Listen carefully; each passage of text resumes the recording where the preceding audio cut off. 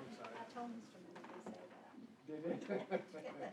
I said, the cool side has changed. This is the cool side. See? All right, we ready down here? All set on this? All right. Good evening. We will reconvene for our public hearings, but first we will start with our citizen comment period. This is for folks to be able to come, speak for 3 minutes on anything that is not on the agenda this evening that pertains to Goochland County. Please just give us your name and your address, and you can watch for the lights.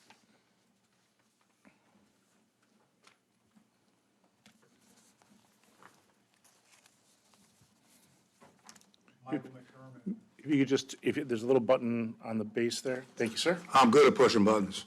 Michael McDermott, 1879 Spruce Lane, Maidens, Virginia.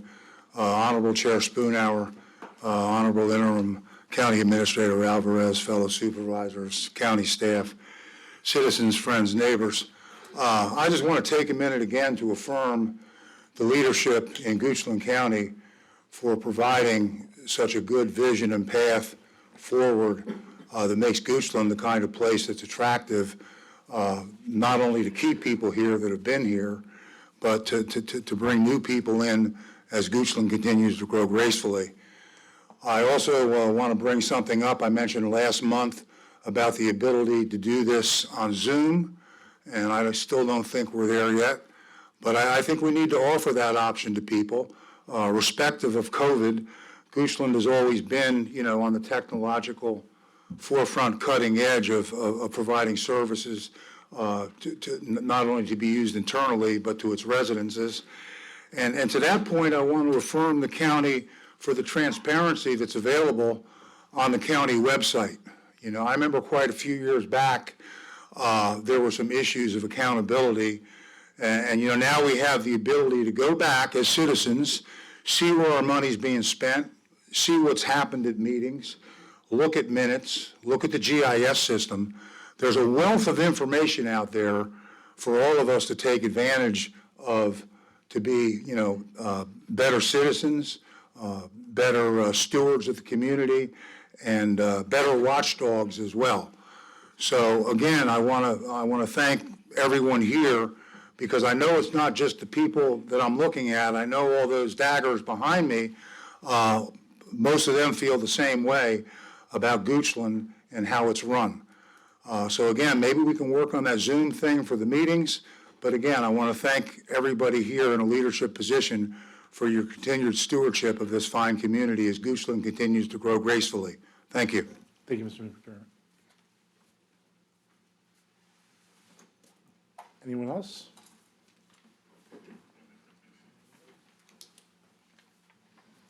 There's a button down here that. You turned it back on? One more time. Did, look at me, fast fingers. I need to show you how to push buttons. No, you don't. Jonathan Lau, 1521 Mannequin Road, Director for Monacan Soil and Water Conservation District, and also one of the Goochland Farm Bureau Directors. And I want to just come and reaffirm the appreciation that the ag community has for the support and the continued interest that the board has shown in keeping Goochland rural, as I'm fond of saying. I came from a area meeting of conservation districts earlier today, and the budget is not completed down at the General Assembly, but all of the tea leaves indicate that there will be increased funding for conservation efforts through the Monacan District. Many of the positions that the Farm Bureau advocated for during the General Assembly session have been approved or enacted. So the request is going to be coming from Monacan to collaborate, continued collaboration with the county staff and with the folks that also share an interest in the ag community prospering and having a continuity here. Part of the attraction of Goochland is that it does have open space and a rural character, and Mr. Lumpkins, I'm still not sure I can define rural to your satisfaction, but I'm going to use the word anyway, that the rural character that exists here in the county. So thank you for your support of the agricultural community. thank you for having an open door. Mr. Alvarez still takes my phone calls when I call and is willing to discuss agricultural issues, and I'll sit down before the light goes off. How's that, Ms. Beska? You bet. Thank you, Thanks. Mr. Lau. Anyone else wishing to speak? Seeing none, I'll close the public comment hearing. Okay. I was going to make a joke that we're going to switch the order around, but I don't know if it'll go over very well. All right, so right now we have a public hearing, 2535 of a rezoning application in District 4. Good evening, Mr. Chairman, members of the board. I am Ray Cash, Assistant Director of Community Development. This item before you tonight was actually heard in February. It was deferred to this meeting. I'll just do a recap, go through the presentation again. This is an application for rezoning from agricultural limited A2 to RPUD, residential plan unit development with proffered conditions. It is currently about 72.988 acres, and the land use is residential. It's located in the eastern portion of the county, near to 288 and Broad Street Road. The property is currently, as we said, zoned A2. To the north is also A. There's also residential subdivisions of RN and RPUD, with M1 located to the south. This area does call for suburban residential, and this is located in our designated growth area. Aerial shows the property is currently vacant, and I'll walk through these next couple maps really to go through the case and a little bit about the road designs for this area. This is an overlay showing you generally what the perspective of the development would be overlaid on the aerial map. Let me back up real quick. There are, again, those little red triangles that stick out of the side of the map are portions of the existing Reader's Branch zoning that's being added into this case. So again, rezoning from A2 to RPUD. It does include the portion of the Reader's Branch zoning, like I mentioned. Proffers have been updated. We received updated proffers this morning. They have been shared with the board that further address improvements for Whipple Road, phasing and disclosure of area development and the land use plan to new residents of the new development. Summary of the proffers. It does call for residential development with a maximum of 122 units. The proposed density is 2.48 units per acre. The RPUD does permit up to 2.5. It is a mix of attached and detached units. Road A, which bisects the property, is proposed to be built as a two-lane road, and the dedicated 100-foot that's called for from the plan will be dedicated. Site development construction traffic would be limited to come through Hockett Road through the existing and proposed Reader's Branch development. It does not provide a restriction related to home construction traffic, but it does cover site development traffic. The case does propose recreational amenities, a pedestrian trail, sidewalks along each side of the road, and there are proffered elevations and for the attached units and materials for all units to make them comparable to Reader's Branch. So the layout I have here on the screen, you can see Road A that actually bisects the center, and again, that road is on in our comprehensive plan. The blue arrow points to the connection to Whipple Road on the north. There are public amenities, recreational amenities proposed that are pickleball courts here. There's also an extended stub road that we want to make sure was in place, that people knew the extension of Road A, that it would continue north and south. The area that's designated A2 that has the red diagonal stripes on it, that area is part of this case. The residential density is based upon solely the area that's shown RPUD, which is generally the layout where you see the lots. So the comprehensive plan for the Centerville Village does have a designated road plan that shows potential connections that would be developed over the years as development comes forward. The road that is referred to as Road A actually comes down here. It actually connects from Broad Street Road and proceeds down into our prime economic development area. So the one, just an overlay here of a yellow on the map, the yellow line is actually, again, Road A. The red arrows demonstrate, are provided to show you where Whippoorwill Road would actually be connected to from roads in the subdivision and the connection to the existing Reader's Branch. The road layout is not exactly precise. We generally believe we know the configuration based upon other planning that has been done over the years, including improvements to the design of Broad Street Road. But again, it would continue down to the south towards our primary economic development area. So Reader's Branch currently was under development with zoning allowance of 303 units. 238 of those units have been recorded. There are 65 lots remaining, but they cannot be constructed without additional access. They have existing 2 access points onto Hockett Road, but prior to them continuing recording more lots, they do need to achieve another access, and that's proposed to go through the Gilman property that we're talking about tonight. Whippoorwill Road itself is currently a state-maintained road with 50 foot of right-of-way. There's approximately 16 homes that access that roadway. There is existing pavement, but the width is generally less than 18 feet with roadside ditch. So part of the approach for the profit improvements that are coming forward by the applicant is to actually do an improvement to Whippoorwill Road to build it to what we call the LTU 40 standards, which is basically 2 11-foot travel lanes, a 2-foot paved shoulder, and a 7-foot ditch. This design would actually be smaller than what the road would actually could call for, because it's a 40-foot right-of-way design, not a 50 feet right-of-way. There is also proposed that there would be 2 striping for the turns to create 2 separate turn movements of left and right at the intersection of Broad Street and Whippoorwill Road. Community meetings have been held. We've had 2.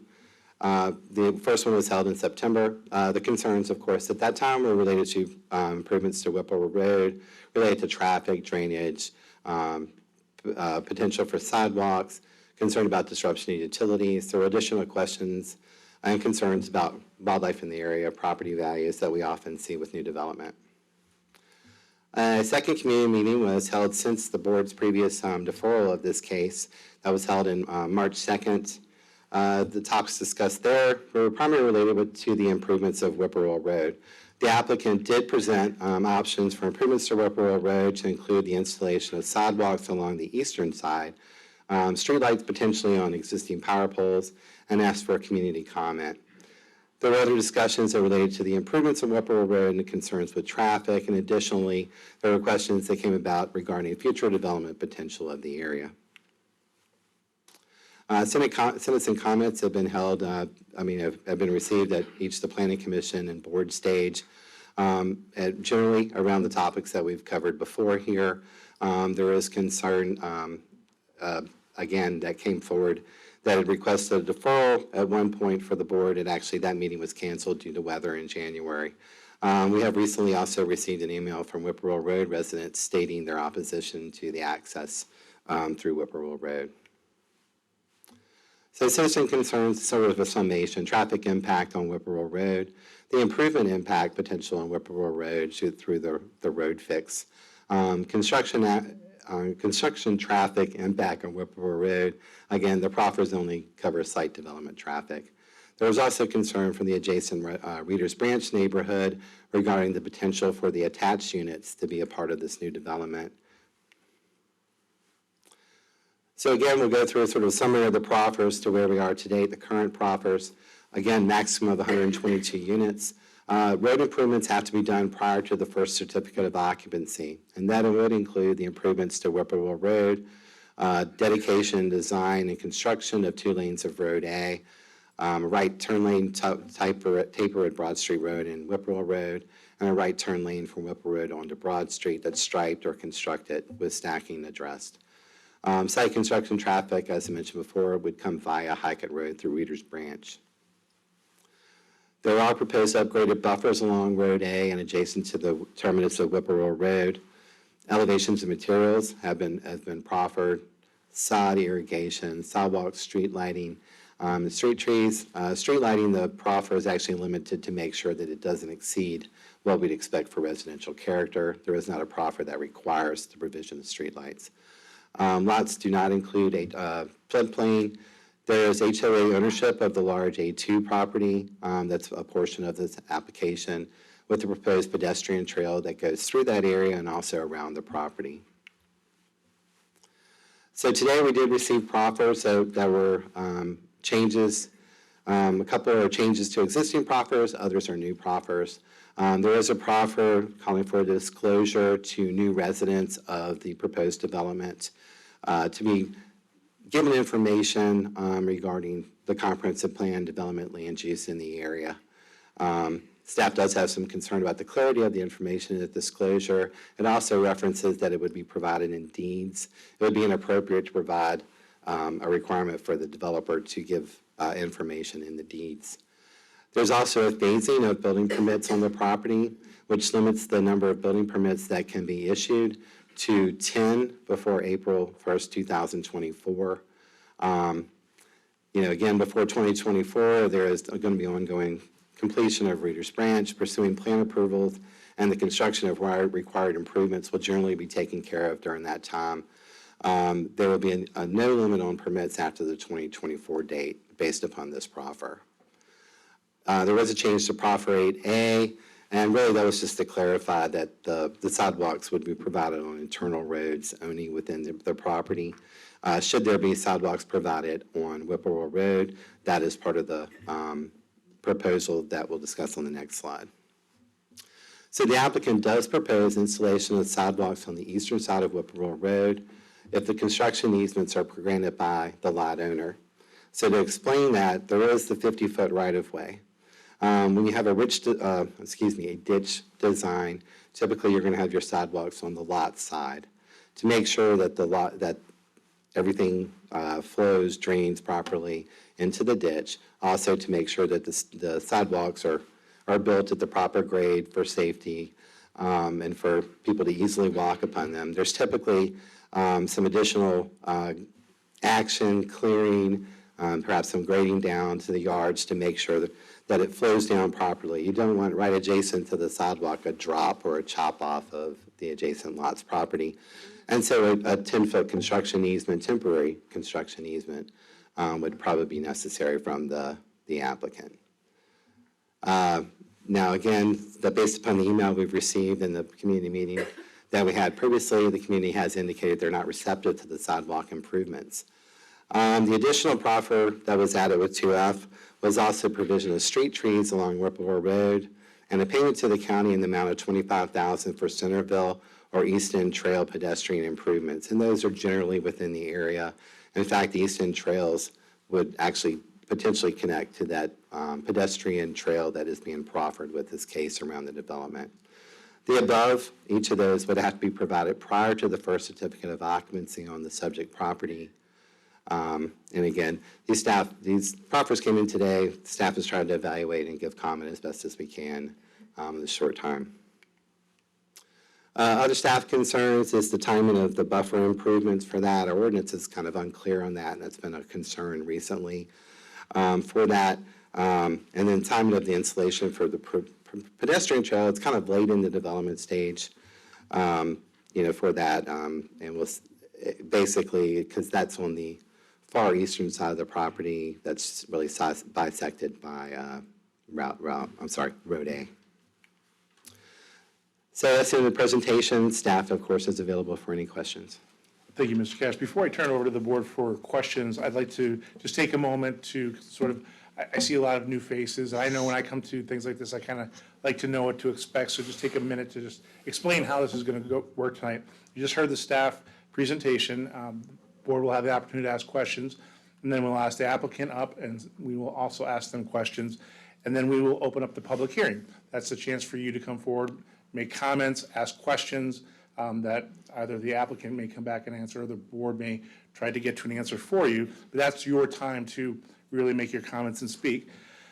And then after the public hearing, we will close the public hearing, and I'll ask the board if there's any additional questions of these applicants or staff and ask for a motion. and then that's when we go to work and we do our business. So I know you may be compelled while somebody is speaking after public comment to make a comment. I would just ask that we refrain from that, and that way we can make sure we move along smoothly. So thank you for that. And at that, I will open up to the board for questions for Mr. Cash. Ms. Lascalette. Okay, thank you, Mr. Chairman. So, would you go back and talk about Whippoorwill Road for a minute? Back at the beginning, okay, so Whippoorwill Road itself today is 18 feet wide. The pavement is, it varies because it's an older road. The widest parts that I'd found personally was about 18 feet wide. But the pavement design that's being proposed would be 22 feet. Okay, so 18 to 22. And you said there's a 50-foot right-of-way on either side of the road?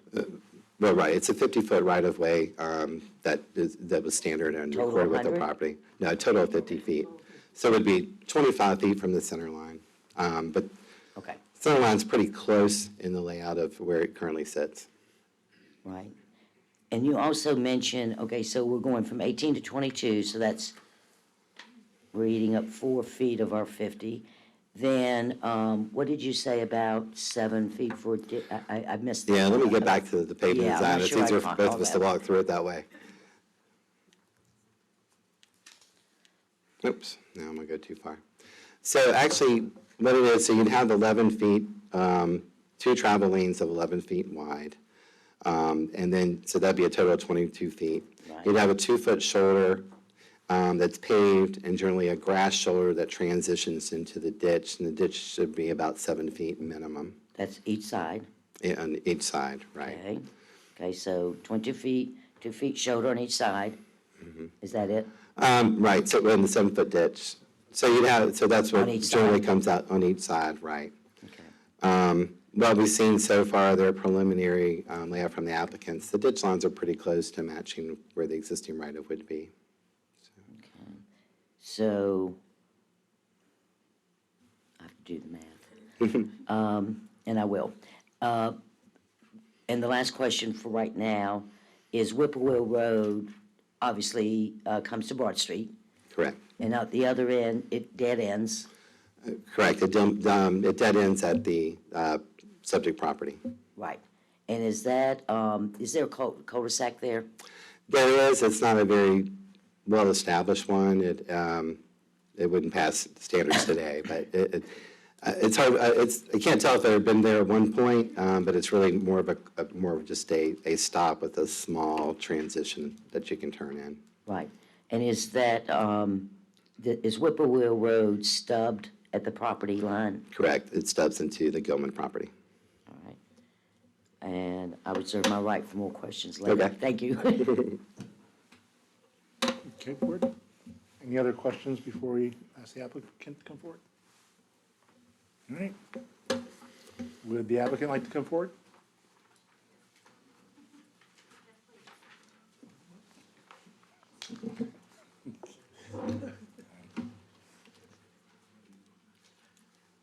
Thank you.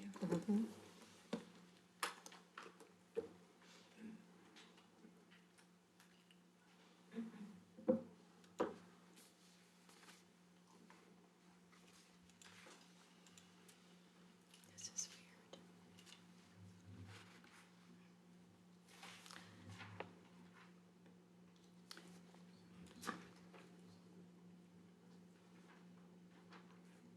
I'm trying to open it to your slideshow, but I'm Go not to the getting. slideshow tab on 1, 2, 3, 4, 5 over where it says I did. slideshow. That's, beginning. I got it. Yeah, from beginning. It did, I'm sorry. I didn't see it. Thank you. If you could just give us your name and Yes, all right. Thank you, Mr. Chairman, members of the board. I'm Natalie Croft with Eagle Construction. I think tonight, if it's all right, I'll just focus on the changes to our application. So at last month's board meeting, questions and concerns were mainly about Whippoorwill Road. The neighbors' requests and concerns were about pedestrian safety. They noted they would like more information about the potential for sidewalks, streetlights, speed bumps, and a speed limit. They noted a request for a barrier at the end of Whippoorwill Road until construction in Reader's Branch was completed. And they also asked to be shown where on the property the sidewalk would be installed. So overall, we heard that the community really would like a greater investment on Whippoorwill Road. They would like greater community involvement and input into what is being proposed. And they would like to get these improvements in writing as part of the proffers. So the board deferred our application, and asked us and the community to come together in good faith discussions to see if there was some common ground on which to stand. We set a date for a follow-up community meeting, and we got to work. In the interim, prior to the community meeting, we met with Dominion Power, with VDOT and staff to learn more and to find answers. So we learned a couple good things. Concrete sidewalk, not the asphalt trail, is permitted in the right-of-way. Speed bumps are not supported by VDOT due to maintenance and snow removal issues. The speed limit on Whippoorwill Road would remain 25 miles an hour. With regard to Dominion Power, Cobra Head light fixtures could be mounted to existing power poles.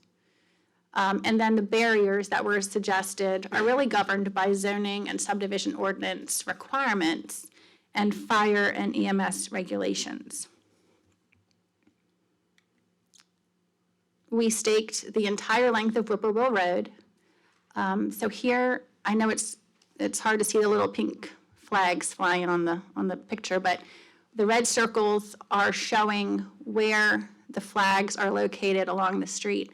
And that gives a pretty good indication of where the right-of-way line is in relationship to the homes, in relationship to the driveways. And it shows that the roadway is pretty well in the center of that right-of-way.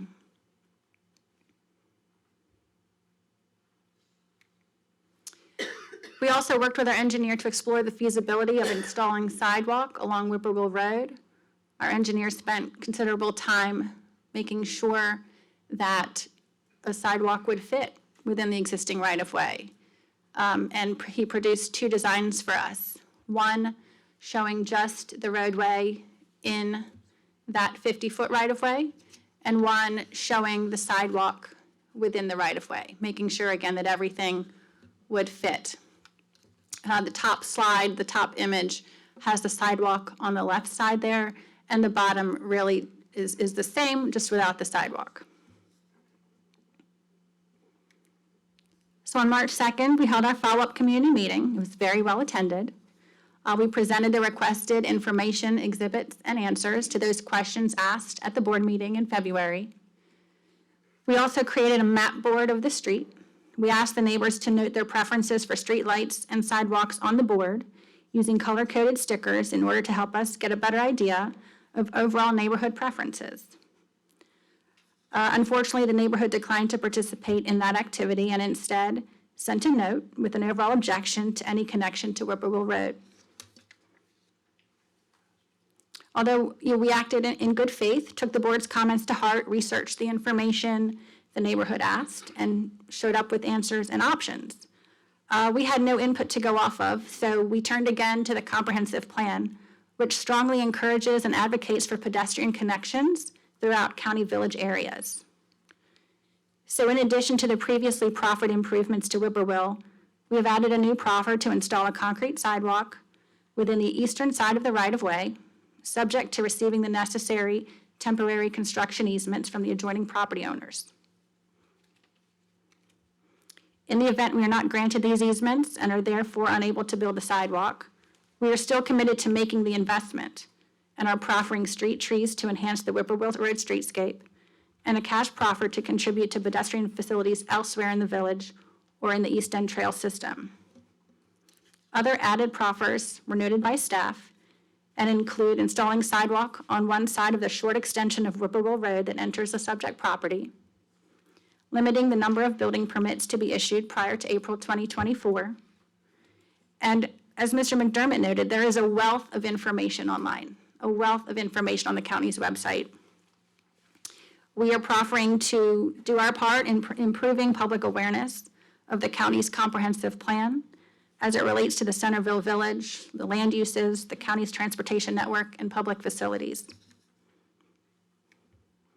One other point that I think is important to bring up is density. The Whippoorwill neighborhood is platted at a density of 1.6 lots per acre.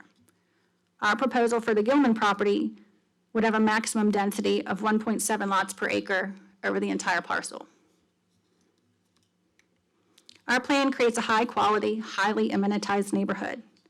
The application aligns with the county's comprehensive plan, not just in land use, but also in transportation, natural resources, and public facilities.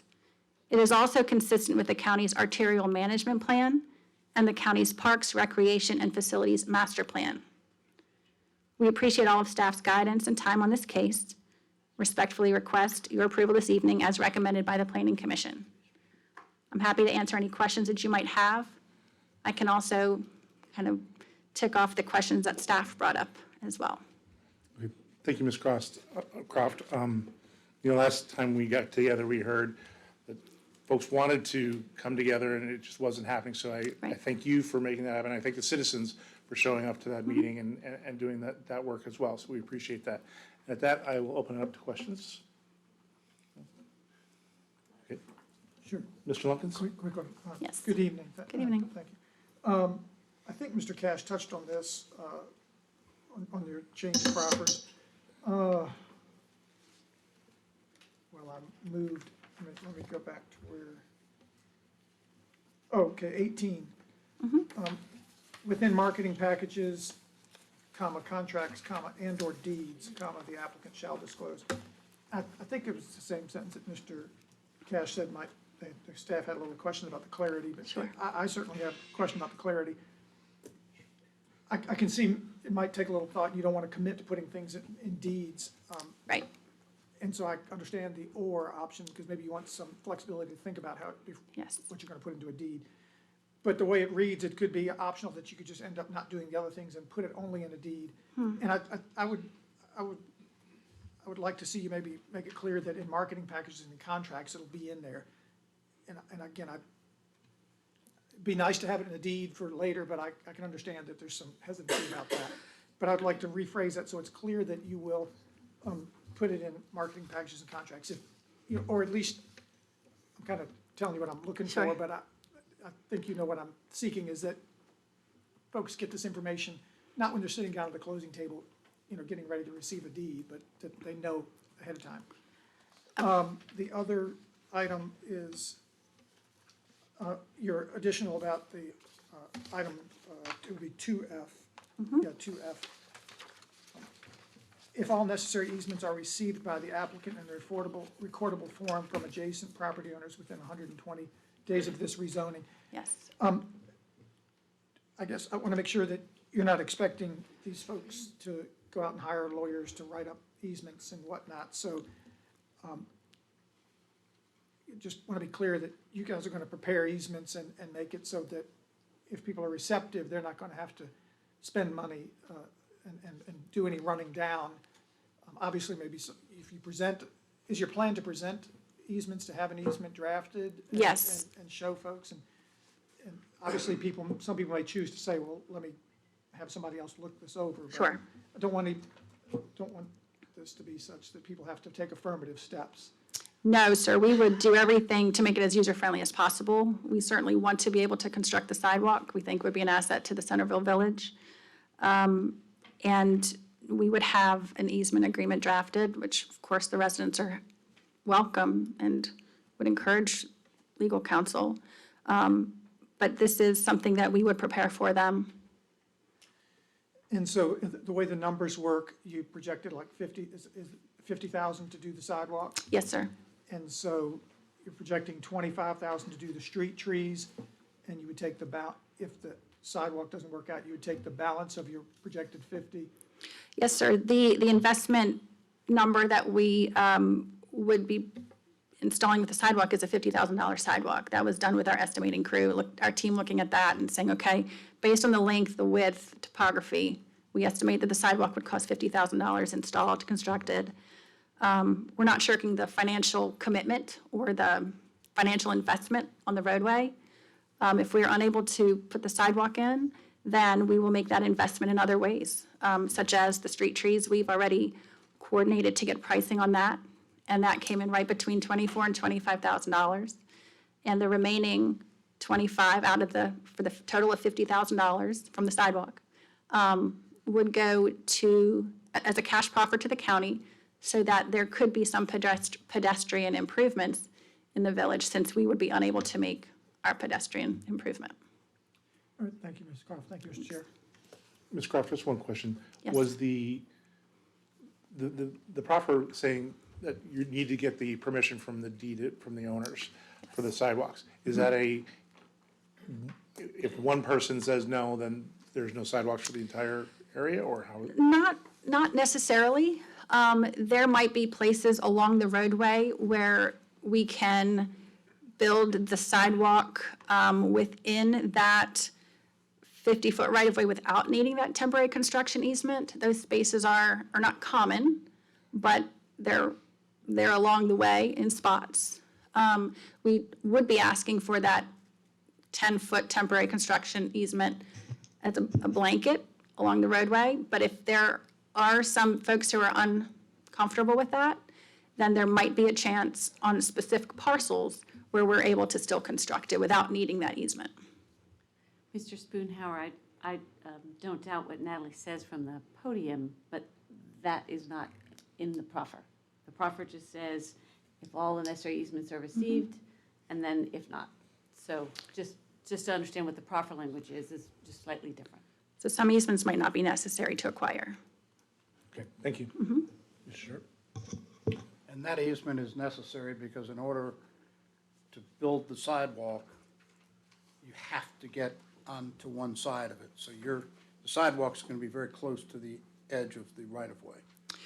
Yes, sir, the sidewalk would be either right up against or within a foot of the right-of-way line. So you'd have to have enough space to be able to pour it, dig it, Yes, put in a foundation underneath it, concrete yes. and all that. And also, some of the front yards are sloped. The sidewalk would not sit on an angle. We would pour the sidewalk flat, so there would be some grade tie-ins within that 10-foot easement.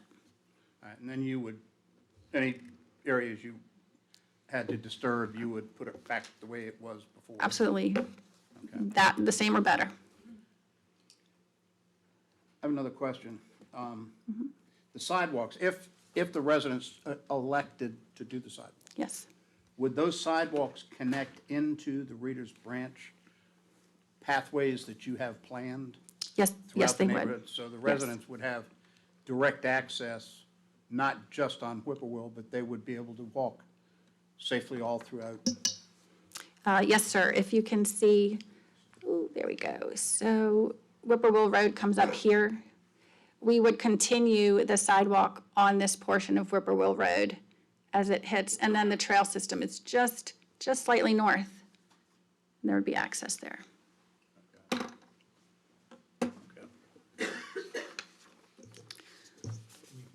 I'd like to address Mr. Lumpkin's question, if I may, about the deed language.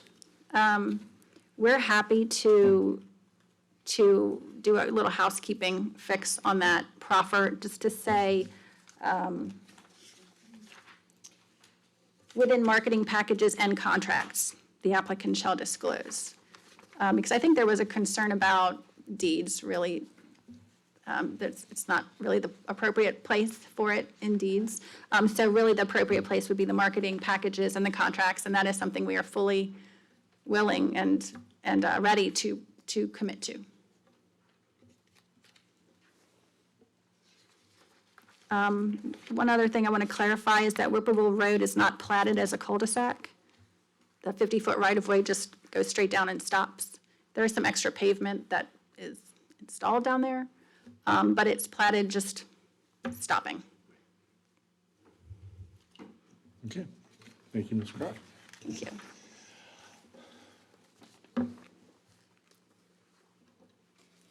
Any other questions? Ms. Escalante? All right. All right, thank you, Ms. Croft. Thank you. So one of the comments I heard from staff had to do with proffer item number 6, the buffers. And I'm not sure he said they were concerned about it or had just received it and hadn't evaluated it. So I'd like to really understand what's going on with the buffers here. Sure. So honestly, it was my understanding that the ordinance was interpreted to say that the buffers would have to be installed by 50% of the building, of the issuance of 50% of the building permits. So that was my understanding of how the ordinance was interpreted. So that was not necessarily put in a proffer in writing. That is something that we understand that we would have had to do. But if it's preferable that we write that out and to make the ordinance not be an interpretation, but black and white, that's something we're happy to do. All right, thank you. I maybe get some more staff guidance on that as we go along. Thank you Okay. very much. Thank you. Board, any other questions? All right, we will see you in a little bit. Yes, thank you. All right, I'm going to open up the public hearing, just to remind folks, you have 3 minutes to speak. Yellow light will come on when you have 1 minute, and the red light, we'd like you to wrap it up, please. Additionally, you can also give 2 minutes of your time to someone else for a total of 10 minutes for that person to speak. So with that, I will open the public hearing. And when you come up, please just give us your name and your address.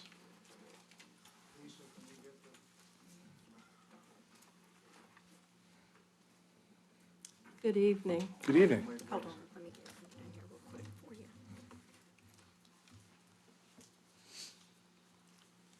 Is this the remote control? And I'll show you how to use it. He's going to use it. I don't know why they're dropped in there. It is. All right, this is forward. Oh, sorry. This one is, Go back. What happened? you're good. Oh, it's going I forward. accidentally hit it. I'm sorry about that.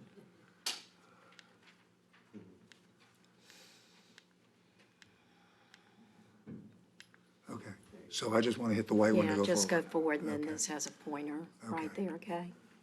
Sorry about that. Okay, Good evening. My name is Shirley Wise Shaner, and I live at 1575 Whippoorwill Road. I moved to Whippoorwill from Fife with my parents back in 1965. I graduated from Goochland High School in this very building, and I'm now enjoying my retirement. Our county's website says Goochland County has a rich agricultural history. Founded in 1727, Goochland was a frontier area which offered natural setting for large plantations and country estates.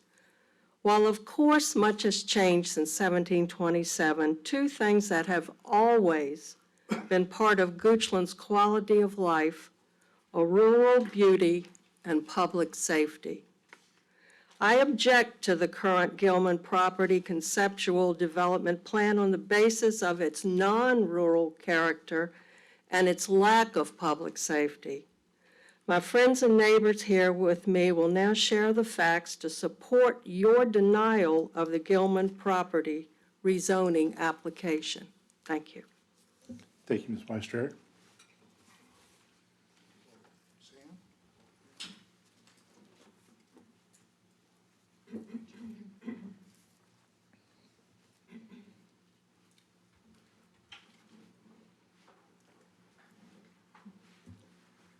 Good evening. My name is Pauline Cope. I live at 1560 Whippoorwill Road.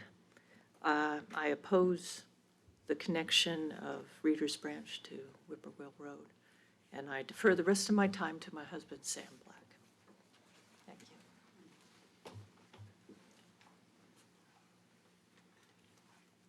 Just to clarify for the process, as you guys are coming forward, if you're going to be giving your time, then you don't speak. You just give your time to the next person, just so we can get that clear as we go through. Thanks, Ms. Vicky. Good evening, Board. My name is Sam Black. 1560 Whippoorwill Road is where I live.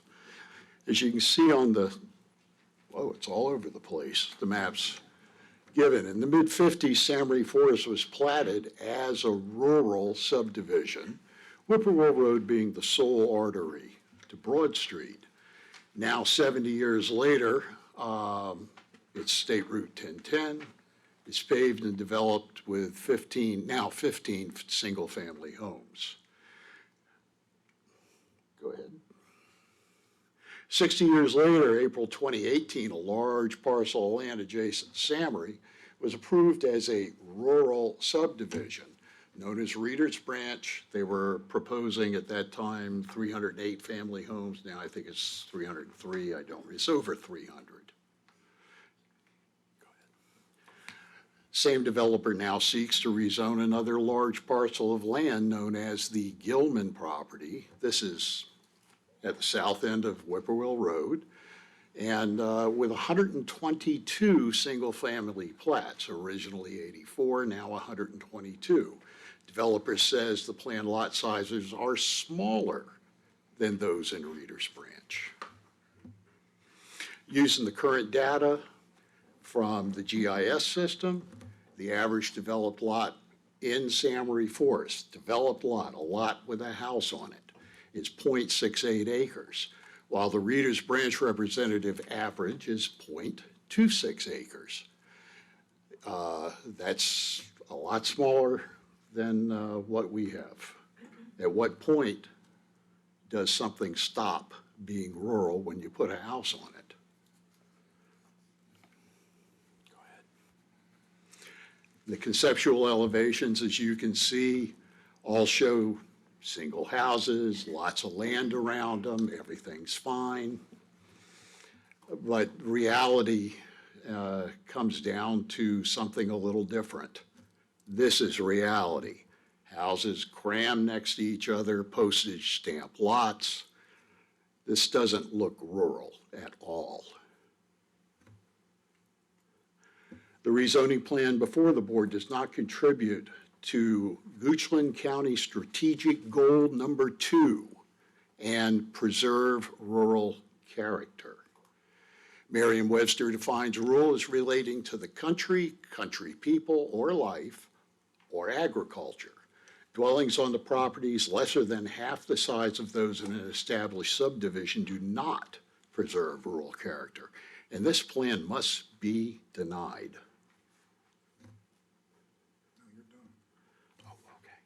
And I defer any time left to the next speaker. Thank you, Mr. Black. Just 3 minutes. My name is Bruce Prophet. I live at 15665 Whippoorwill Road, and I defer my time to my wife, Kelly. Thank you, Mr. Prophet. Good evening. My name's Kelly Prophet. I live at 1565 Whippoorwill Road. And I just wanted to talk about a little bit about the, well, let me just get started. The community meeting that was held on September 29th. And we had members of the board there. We had of the Board of Supervisors and the Planning Commission there, and as well as some neighborhood members as well. Unfortunately, I was not able to attend that meeting. We were out of town. But questions and some concerns were brought up regarding safety at that time, as well as drainage, utilities, and also some comments about wildlife and property values. And then in February of this year, a large parcel of land next to Samory Forest was proposed as a rural subdivision with 122 single-family dwellings. Okay, and Read the slides, read the slides. Okay, so the community meetings were held to discuss large parcel of land adjacent to Samory Forest for rezoning as a rural subdivision known as Reeder's Branch with over 300 family dwellings. And then we had in 2017, community meetings were held to discuss a large parcel of land adjacent to Samory Forest for rezoning as a rural subdivision known as Reeder's Branch with over 300 single-family dwellings. In April of 2018, this large parcel of land adjacent to Samory Forest was then approved as a rural subdivision known as Reeder's Branch with over 300 single-family dwellings and no connection to Whippoorwill Road. but with a stub road connection to the south and to the east, as you can see.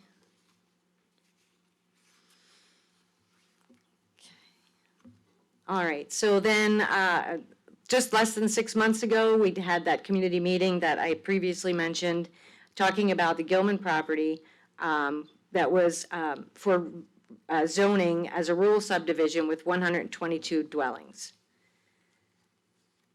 In February 22, this large parcel of land adjacent to Samurai Forest was then proposed as a rural subdivision with 122 family dwellings, despite previous community concerns and objections for the past 4 years, starting with the Reader's Branch development and that connection to Whippoorwill Road. As you can see, the rezoning application being considered contains the above entitled Review by State Agencies and Departments. And that states for VDOT, connectivity to adjoining parcels must be met or have exceptions granted. Here you can see the daily traffic count, or AADT, for Whippoorwill Road is 140. The rezoning presentation selectively references pages 15 and 25 of VDOT's Secondary Street Acceptance Requirements, or SSAR. It references page 15 that says, regulation requires that new developments provide connectivity between adjacent developments and undeveloped parcels. The presentation also references page 25 that states, if a new development is built that abuts to a VDOT maintained stub out, that new development must connect for its streets to be eligible for acceptance into the secondary system. VDOT's most recent traffic data for Whippoorwill Road from April of 2015 that is being referenced in the rezoning application shows an average of 140 trips per day for 15 developed Whippoorwill properties. This equals about 9 1/3 daily trips per property. Conservatively, the 89 properties enclosed in the red line on the slide would use Whippoorwill Road as their route to exit the proposed development.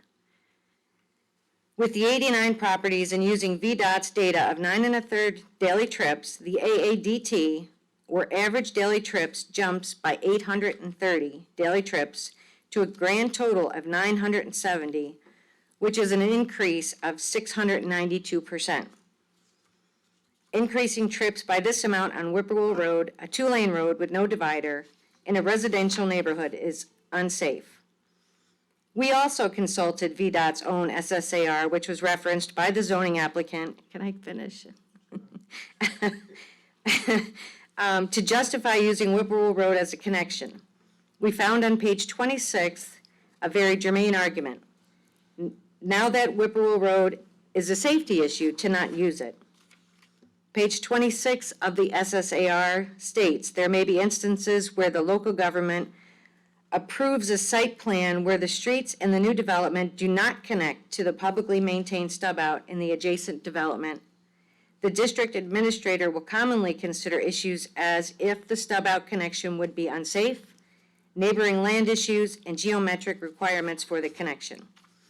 So quickly going back to the conservative assumption that 89 of the proposed properties would use Whippoorwill Road at an average of 9 1/3 daily trips per household increases the AADT by 830 daily trips to a total of 970, or an increase of 692%. This would be unsafe, and the rezoning plan, as planned before the board, creates an unacceptable traffic safety and pedestrian hazard and must be denied. Thank you so much for letting me go over. I appreciate that. You're welcome, Ms. Prophet. Thank you. Do you want me to have the 4 people to all come up here, or can I just have Yes, them please, 'cause they have to- stand up and yield? I'm sorry, we have to No, that's have them fine, come up and that's give their fine. names. Marvin, Yeah. please. You gotta come up here, just say you yield your time. Hello, my name is Matt McKinney, and I yield my time to Michael McDermott. What's your address? 1567. It's 1567. 1567 Whippoorwill Road. Thank you. William Janulis, 1586 Whippoorwill Road. I defer to Michael McDermott. Thank you. Hi, I'm Felice McDermott, 1576 Whippoorwill Road, and I defer to my husband, Michael McDermott. Thank you, ma'am. Marvin Shaner, 1575 Whippoorwill Road, and I defer to Michael. Thank you very much, Mr. Shaner. Thank you all. Mr. McDermott? Michael McDermott, 1879 Spruce Lane, Maidens, Virginia, and I guess I drew the short straw and got the target on my back. Okay, so we've had a bunch of meetings in the community, going back to Reader's Branch and now most recently for Gilman. The overwhelming consensus has been don't use Whippoorwill Road as a connector. We've outlined the two main issues here in addition to public safety, you know, the non-rural character.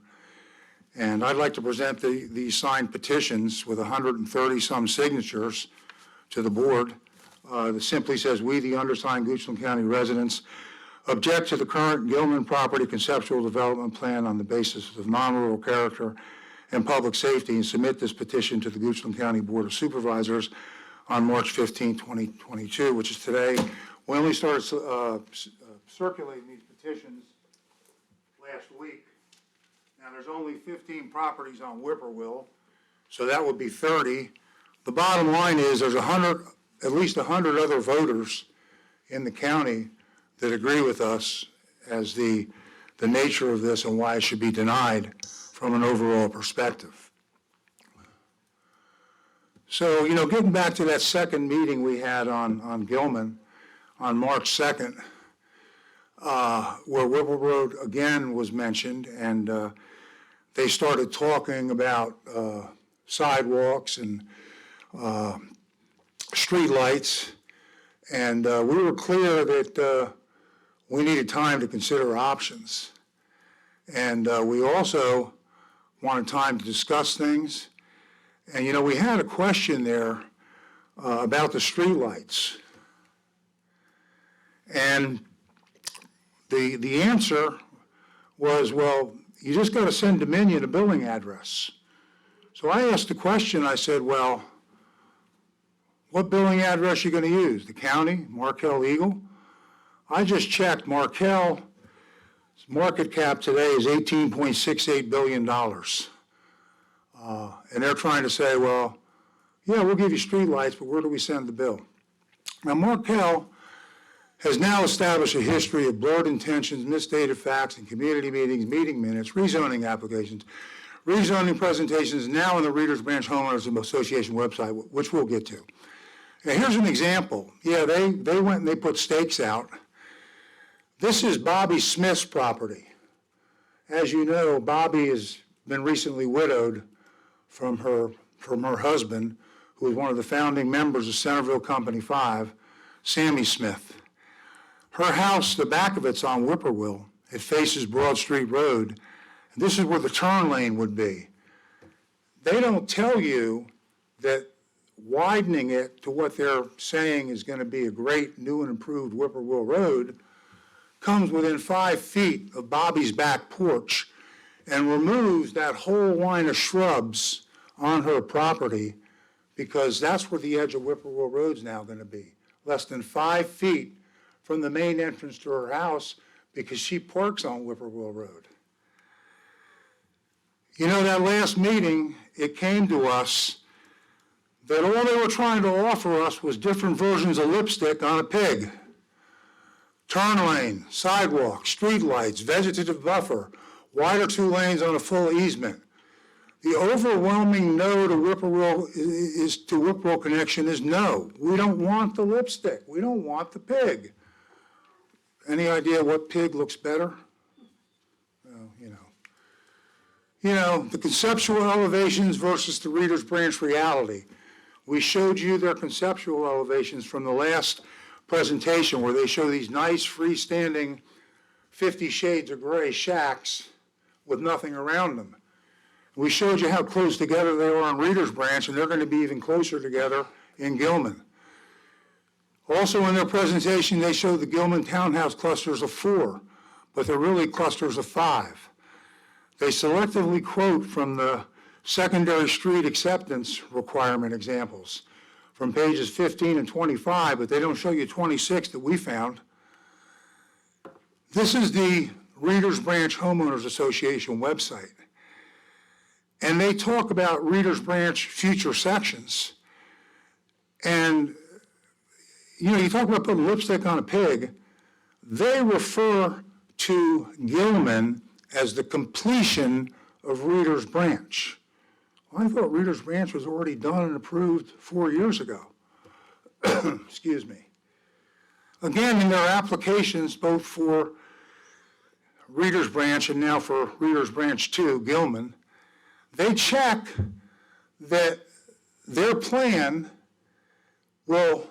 is balanced development that contributes to the welfare of the community and preserves its rural character. Come on. That's what's on the application that's before the board tonight. That was the same way the application was filled out for Reader's Branch. How are these developments contributing to the rural character of our county? Now, this is also in their package tonight, where they say the Reader's Branch subdivision lacks necessary second access for the northern portion of the development, access provided through Whippoorwill for Gilman, blah, blah, blah, and then Road A. They talk about Road A. Well, the first sentence of this statement is not true.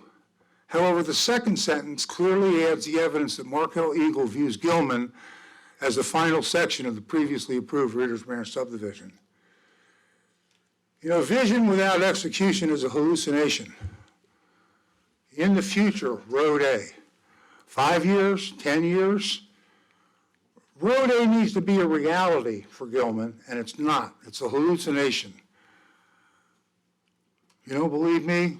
Look up Thomas Edison. Again, Markel Eagles established a history of blurred intentions, misstated facts. Now I ask everybody what happened here. If you look here, whoops, my bad.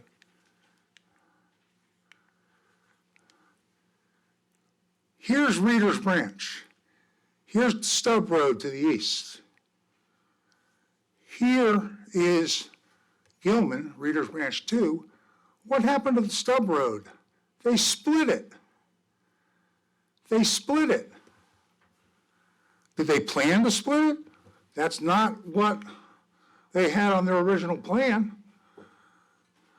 Now, it's easy to come here and complain. But you know what? In doing all this digging and finding out all the disingenuous half-truths, misstated facts, omitted facts, selected facts, the mysterious appearance in the current Gilman proposed plan of the necessary second access for northern portion of Gilman appears. Can I get a wow? Actually, I want to give a wow to Matt McKinney because he used Microsoft Paint. Look at these two drawings here.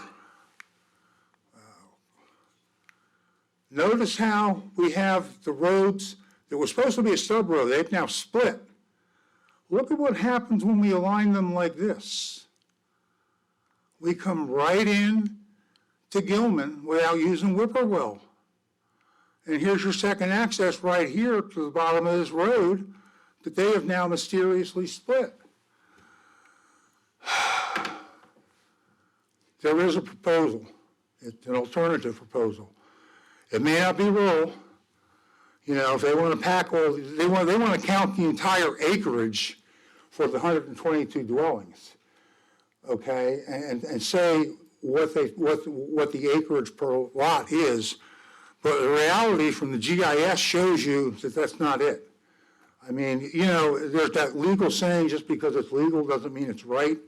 So it's legal, but to the same extent, they can have 80 acres, 79 acres of it could be swampland. They could count the 79 acres and say, we're going to call this rural still, and build a 10-story skyscraper on the acre. Is that rural? Now, I know that's the absurd extreme. My point is there is an alternative. We've got a company here with $18.68 billion of financial wherewithal that seems to think we're just part of their cash register. So I ask you, I'm running out of steam here, to consider the facts, to consider the community, to consider a sane alternative, and whether you deny it and they come back with something better, or defer it and they come back with something, I'm all for development. I'm for development in my backyard, not in my front yard, though. Doesn't mean I have a minute left, or am I done? Just sticking me with 4? I'm out. Well, you know what? You just wrap up. Well, here's my wrap-up. We took this candid picture of the First Lady of Whippoorwill, Shirley Shaner, who was raised on the street, graduated from the high school in this very room, enjoying her retirement with her daily constitutional on Whippoorwill Road, which, as you can see by all the heavy equipment and clearing at the end, isn't as rural anymore, but at least it's safe. Thank you, and God bless Goochland County. Thank you, Mr. McDermott. Good job. Oh, any questions? No, it's. Well, if you have any, I'm happy to. I'm sure. I'm sure.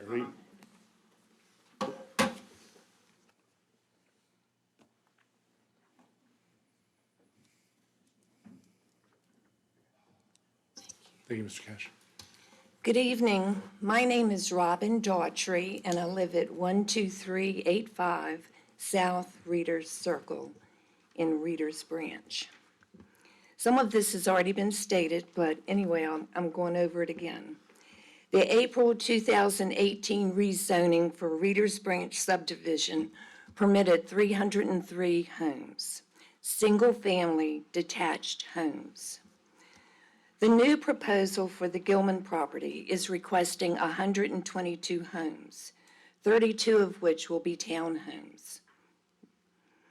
The increased number of homes will have a negative impact on traffic through Readers Branch Boulevard and Whippoorwill Road. Inclusion of the townhomes will fundamentally alter the characteristics or the character of the existing single-family detached home neighborhood and will compromise the original intent of Readers Branch. I have a newspaper article. It's from the homes section of the Times-Dispatch, and it's dated February 19th, 2022. And in this homes section, Eagle is featured, but Readers Branch is also featured. And the homes that are shown in Readers Branch, it shows the the clubhouse, but it also shows the single-family detached homes. Also in this article, it states that the completion of the project will have 300 homes. Now, this is in the homes section of the Times-Dispatch, February 2022. Unfortunately, the people who bought in sections 1, 2, and 3 weren't told that there was going to be this Gilman property, that it was going to be an extra 122 homes with townhomes. We were told 303 homes. But I really object to the townhomes. It's going to change the character of the neighborhood. We are not a townhome community. We're a single-family detached neighborhood. If we had wanted townhomes, we could have gone further down Hockett Road and gotten into another type of development. I urge you not to approve the rezoning as proposed, but to limit the number of homes and if you do approve it, to remove the inclusion of the townhomes. Thank you. Thank you, Ms. Daughtry.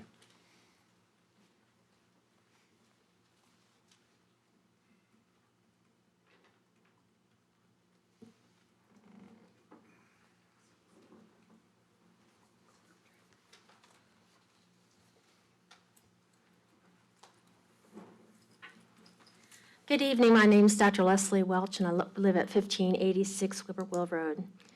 You know, the drive from Whippoorwill to here is beautiful. Coming from Broad Street, where it says, "Welcome to Goochland County," starting to get scary. And you have a beautiful rural neighborhood that you're going to set precedents if you allow this to happen. There are many in this neighborhood that have lived there a long time. Many of us are new, but we moved there for the rural existence of that neighborhood. If you lived on that neighborhood, in that neighborhood, I think you would be standing here as well. It's dangerous. Don't do it. It's the easy choice. It's the less expensive choice, but it's not the right choice. And I urge you to choose the right choice and find another way. Thank you. Thank you, Dr. Rush.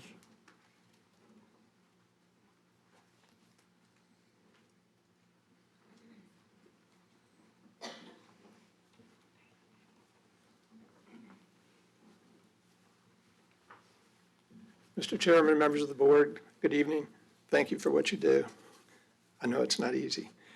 I'd like to add my voice. Robert Daughtry, 12385 South Reader Circle. I'd like to join my wife in opposition to the townhomes. Reader's Branch is there, not going anywhere. The Gilman property development injects a new element in the neighborhood of the townhomes. If you do approve the project and you do approve the townhome portion, my request would be to urge you to ask for a design change for the front-loading garage units. There are two different types of units. One has rear-loading garages, the other has, pardon me, has front-loading garages.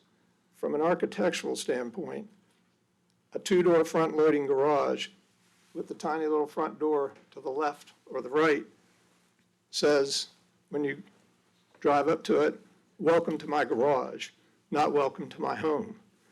And so I would just urge you to require rear-loading garages for all of the townhomes, should that be approved. Thank you. Thank you, Mr. Daughtry.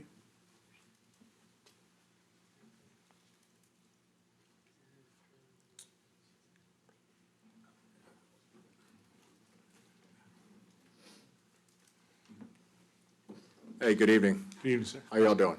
Good. Hoorah. Hoorah. Well, Danny Neiman, 1572 Whipplewheel Road. It seems to me that y'all have a really easy decision to make tonight based on the facts that have been presented to you. I hope you make that choice and deny this proposal. I hate to see people negotiating with you guys, put this garage smaller. This whole proposal just should be washed. And at the very least, the lot sizes, because I know you're going to want to do something with that land eventually, but the lot sizes are smaller than Reader's already, just keep them smaller and smaller. I live in Goochland because it's a rural area. I know my friends do as well, and I'd fair to say that the vast majority of the citizens of Goochland live here for that reason. That's all I got. Thank you all for your time. God bless. Thank you, Mr. Neiman. Thank you for your service.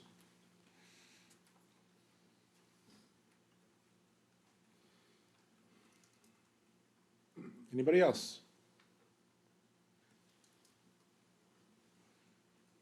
Okay, I'm going to be closing the public hearing. All right, thank you very much. This time, I'd like to ask the applicant if they'd like to come forward and address any of the comments that were made.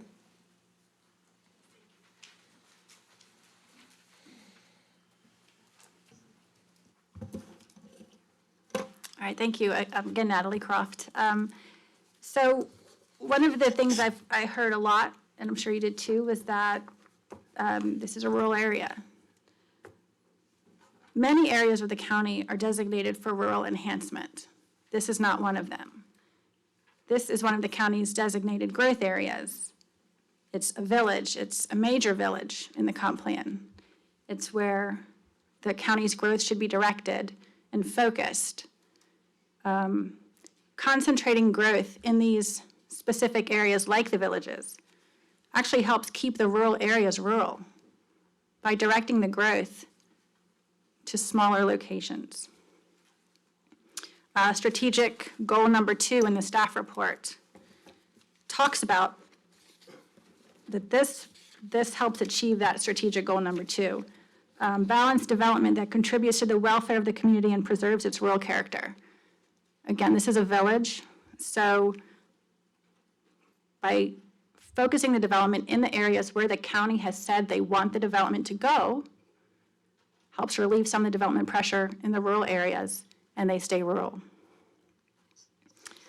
There's been some questions about the validity of the VDOT statements that we pulled from the SSAR regulations. We met with VDOT. We met with VDOT and staff. And VDOT multiple occasions confirmed to us and to staff that that connection would be required. They review our rezoning applications as well. And there was never any mention of an unsafe connection being made. With regard to the townhomes, comp plan also notes that the village areas are the places where this diverse housing options should be located. These are 2-story townhomes, not 3-story townhomes. There would be essentially as tall as a 2-story home. We have designed them to be very compatible and cohesive with the existing homes and the hopefully future homes that we build in Reader's Branch. Reader's Branch does not have all side-loaded garages. It's an age-targeted neighborhood, not age-restricted. I don't think that the homes we're proposing are dissimilar to what is out there. Again, in closing, this is a village area. We are proposing things that are in line with the comprehensive plan, things that align with the goals of the comp plan, with regard to density, with regard to housing type, with regard to pedestrian connectivity.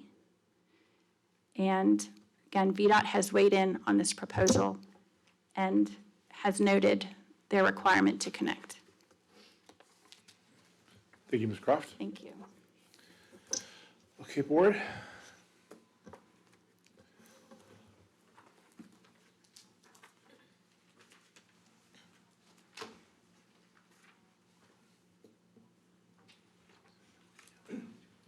Any discussions or motions? Mr. Lumpkins. Can staff, I don't know, yeah, we don't want you to have to change the screen, but have the exhibits that were a part of this. I think we can change the screen, Mr. Lumpkins. Well, I know we could, but The presentation's done. that's a good one to keep up too. Yeah. Yeah, well, I mean, we Yeah, can go ahead. change, get ours back. I just want to show us where the town, show us again where the town. It is beautiful. That's a good. That's my new template. I'm going to go back to your presentation.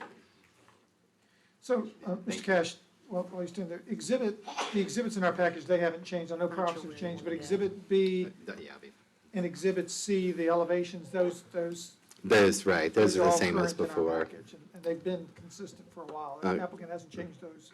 Correct. Okay. Could you show us, your diagram where the townhomes are going to be in the neighborhood in the conceptual plan?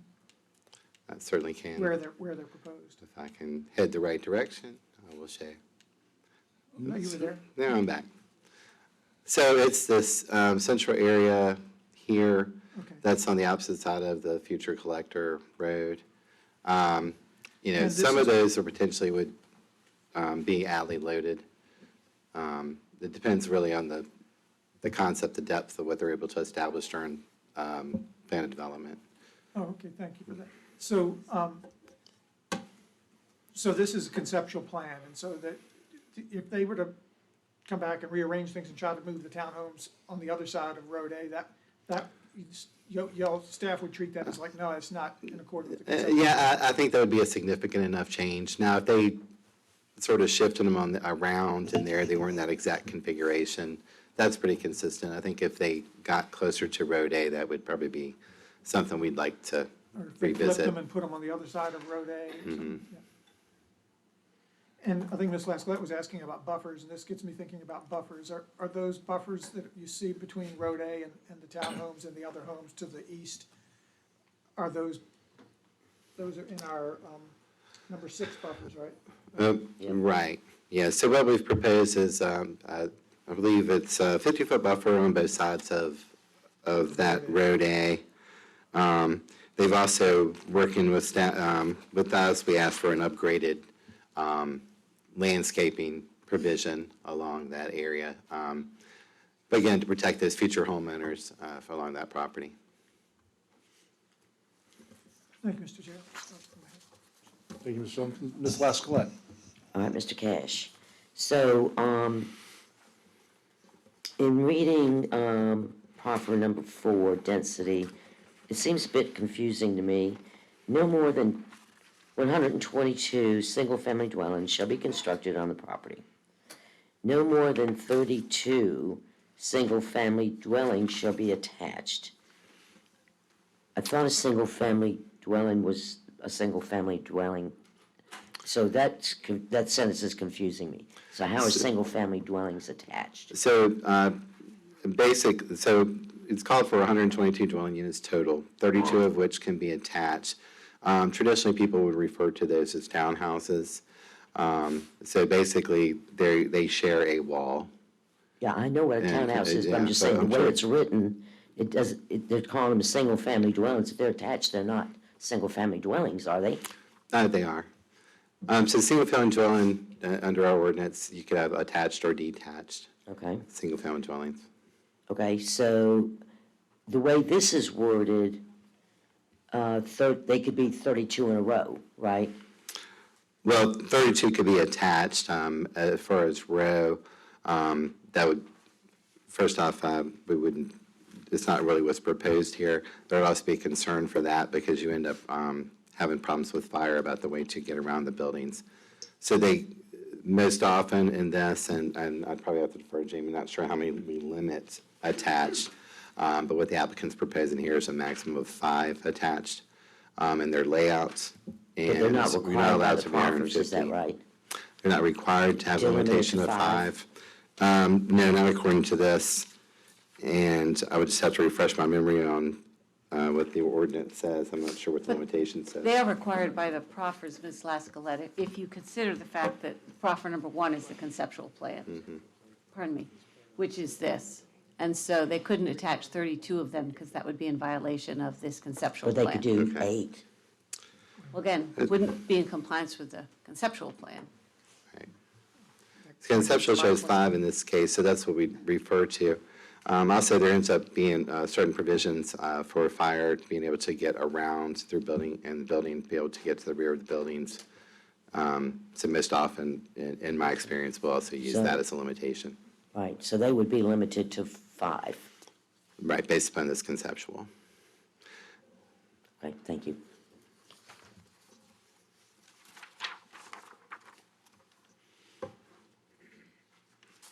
Mr. Peterson.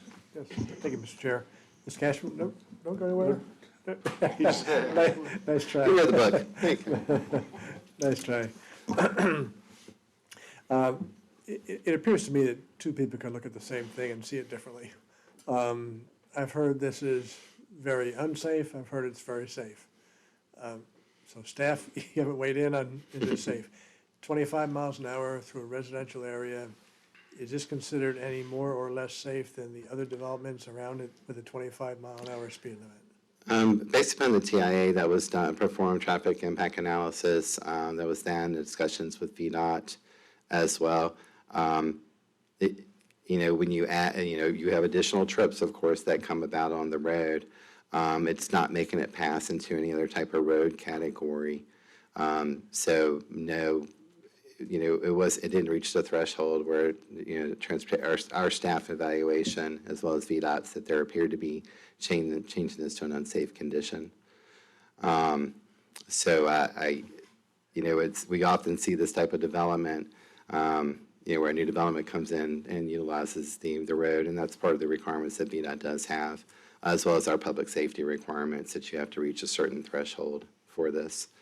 But I mean, we evaluate it based upon the impact that's provided through the additional trips to whether or not it's created an unsafe condition.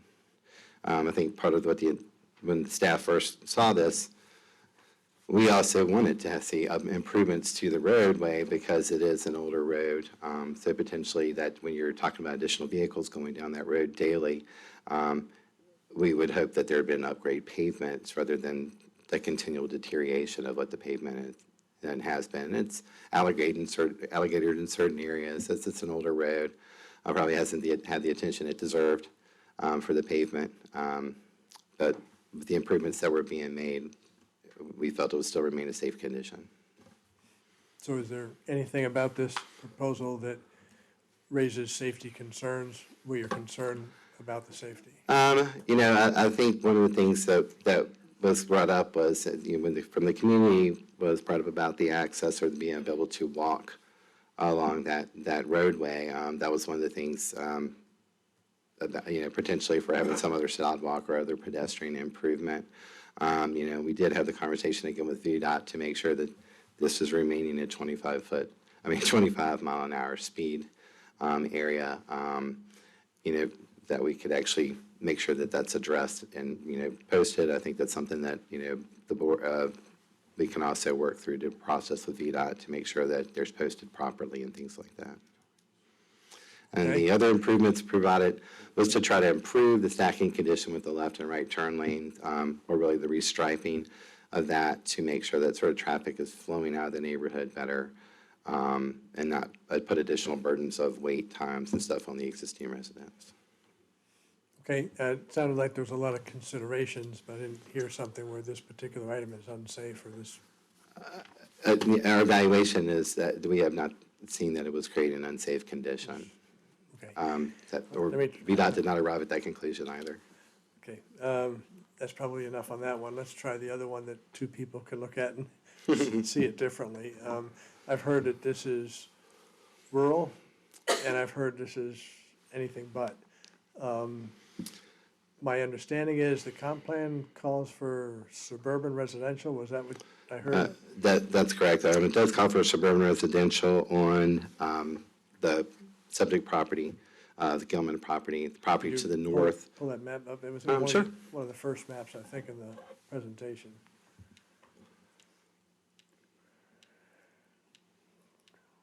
Oops, I think it's the other one. Yeah, one more forward. Okay. So again, the suburban residential is the subject property. And so this would comply with that under the comprehensive plan, what's proposed. There is commercial that's proposed in the north, and then directly to the south is the primary economic development property, of which one's zoned manufacturing at this point. So what would be, if you can help me with this, what would be some of the subtle differences between a rural residential, let's say, versus a suburban residential? In part for the density, a rural area also, you would expect, we wouldn't have the public facilities with water and sewer that the county has invested for this area. For the rural character, you would typically, in here, you'd probably see lots probably larger than 2 acres, and of course it would vary. This scenario, this area of the county has sort of been set up for future growth. And not to say that Whippoorwill is not a typical more suburban type of subdivision in its layout for its time period. And there are residential properties around it that are similar in size and character. So I guess what I'm hearing, the proposal that's before us today for consideration would be considered consistent with a suburban residential, but not consistent with rural, or? Right, it would be consistent with what the comprehensive plan calls for in this area, and be suburban residential, which provides for the RPUD zoning that we've got proposed before us. Okay. And just to clarify, this is in the village boundary? Correct, this is within the Centerville boundary. It's generally at the southern portion of it. And so this is an area, of course, that's under evaluation currently through a comprehensive plan exercise. We've got commercial, it looks like, to the north, and then to the south was? Prime economic development proposal. So that's an area that we anticipate to have investment, particularly in areas of light industrial, office, more commercial related than residential. So with the roadway, the intentional development to the south and both to the north, this is an area that the county has anticipated to have more intense or a little bit higher density development. Okay, last question, we'll try and land this plane. the Road A that goes north and south. I've heard, you know, it'll be here before you know it. I've heard it'll never come. It's a illusion, was it? It was whatever Thomas Edison called it. Illusion. There you go. Hallucination. So if you had to characterize generally the economic development pressures in this particular area, is this something that will be there in our lifetimes, or is this something that will never be there as an illusion? Illusion. Yeah, this must be, I see all colors. Mhm. Could you kind of characterize, oops, somebody tried the same stuff. Can you maybe just characterize, just generally, I'm not asking for specifics, but some of the, you know, comments I've heard tonight is that Road A is not gonna happen. Some I've heard it's gonna happen anytime. What are the developmental pressures like in that area? Is that- So staff frequently meets with people who are seeking to develop typically higher density development within this area. Most often, as I'm sure the board aware is, most often we hear for higher density residential. The property to the north through which Road A would need to extend is called for a commercial. You know, we'll evaluate that as we go through the comprehensive plan. There is extreme economic and development pressure in this area of the county. You know, and I think this board and staff with this board's direction work our best to make sure it's a good development that matches the plan and would be of value to the community. So, you know, I can't give you a timeline, but I would anticipate that zoning action is going to be on these adjacent properties within the next 2 years. When the road gets built through that phasing, I would expect it in the next several years, likely, you know, and it's something that the county, through the way we do things, development does its improvements as it goes forward. So whoever develops that piece directly to the north of the Gilman Tract will need to extend Road A out to Broad Street to receive our approval. And there'll be disclosure that Road A will lead to commercial up north and prime economic development Right to the south, right. Okay. Yeah, and the intention is in the future, this is, you know, gives the bypass to Hockin and, you know, try to improve the connectivity here for the full area. Okay. Thank you very much for all those answers. I apologize for asking you so many questions. You've been That's very okay. helpful, so thank you. Mr. Sharp? And Mr. Gash, if you go back and look, you changed. Which one would you like me to go back to? Go back one more. Go back to the commercial and, all right, Whoops, all right, one more, sorry about that. right there. So the commercial area has just recently been sold. Correct. But for Road A to be done, the parcel at the top, which I think is 15 acres, that has to be developed too. Right, though that to be developed or sold or allow connection through that Any- road to the north. Anybody mentioned anything about that parcel Um, being sold or? Well, I know the one that's the largest piece was purchased at auction recently. To my knowledge, I don't believe that one that comes across has been sold. So the pie shape? Yeah, I'll use my pointer here. So here's the one that went to auction, and then this piece right here, the red kind of disappears, is where we expect that the road connection would come up through here. So if that's made commercial right now, where would the access be to get out of there? It's landlocked. Right, it needs that connection out to Broad Street for it to develop at this point. It needs an access. Now, there are other alternatives potentially if they access here, but primarily, we're gonna make them build that Road A. So this piece is gonna need a connection through that piece to be able to develop. They are somewhat landlocked. They do have the ability, it's partially owned, those existing right-of-ways within the Whippoorwill Road neighborhood there, but the roads are unimproved, and we wouldn't seek commercial to be coming back through that way, primarily. So it could be, who knows? Right, it's going to depend upon neighbors working with each other, I guess, adjacent businesses working together to get that developed. So that's why I can't guarantee a date. the Gilman property was not part of the original Reader's Branch property. That came later, that wasn't a part of the, was there any talk of Gilman back when that was first? You know, developed and- it's my understanding the original meters did not involve the Gilman property. And the zoning that got approved in 2018 did not involve the Gilman property. Okay, so that came along later. Right, this is, this is adjacent, other further development. And, wait a minute, just go back through my notes here.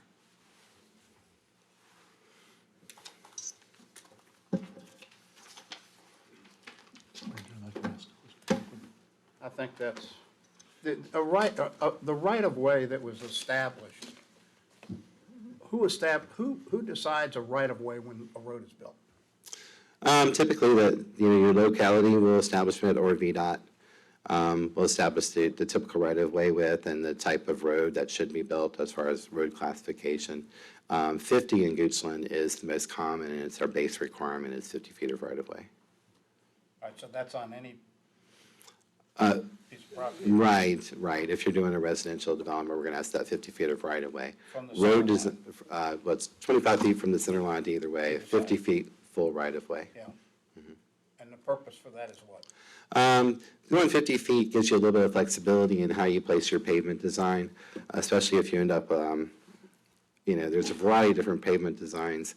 If 50 also allows for the ability to be able to make sure you can get other improvements within there, such as ditch lines, where appropriate, you can get your sidewalks in there.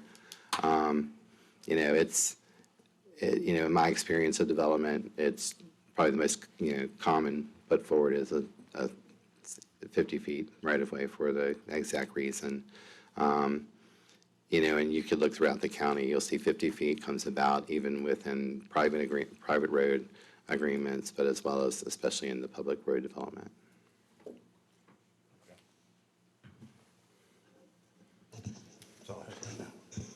Mr. Cash, I'm not sure if this is for you or for the applicant. One of the things I saw in the presentation that I questioned was the picture shown of Ms. Smith's home with the road 5 feet from the home. Can somebody speak to that for me? 'Cause that- I know you don't have the picture, you probably don't have the picture, but. The applicant had their pictures of the area of the roadway. They might have an image for it. I wouldn't have an image that displays that. Is Ms. Smith's property the one directly at Broad Street So Road? I think it was in Mr. McDermott's presentation, there was the engineering stake and that some sort of road was gonna be within 5 feet of her house. Mm-hmm. Do I have the images? Okay. Yeah, sure. Brian Mitchell with Town Site Engineering, happy to answer any questions. So we sent our field crews out there, our survey field crews, and we staked out the right-of-way up and down Whipplewell Road. So in doing that, what we do is we certainly have the plats, and then we located the property corners at the front of everybody's lot, at the right-of-way line. I think, maybe we can get the picture up here so I can try to speak to it. I don't know exactly where that house is, but what we did is we would have located the property corners and then put stakes and flags out. Can I give you your drawing? Yeah, Okay, and the house we showed the picture of is right here. okay, yep, got it. Okay, All right, so. Which is why it shows wide and then Yeah. goes within 5 feet. I understand, yeah. So the picture that he had on the screen, her house is at the intersection of Whipplewell and Broad Street. So it is the house on the corner of Whipplewell and Broad. As you know, Broad Street has been widened a number of times. And in that area, additional right-of-way for the Broad Street widening was taken. So it is not 50 feet right in that corner. VDOT, when they did the widening, they did some improvements right there at the intersection of Whipplewell. You can see where the curb return came around. And so that right-of-way was widened out in that area by VDOT when they did the right-of-way improvements on Broad Street. So I think that's where the picture is actually taken, right at the corner. So I guess Yeah. my question is that picture accurate? Is the road really gonna be 5 feet from her house? That's their stake. Can we, yeah, maybe we can pull the picture. They flew over us with a drone on February 1st. We got it. I'm just saying.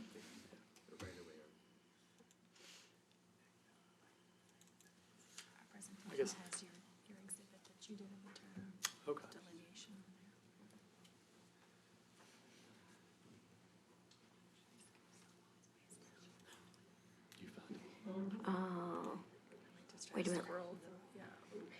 Actually, it'd be easier to do it through here. So I'll let you scroll down. Perfect. Are you okay with that? Yes, ma'am.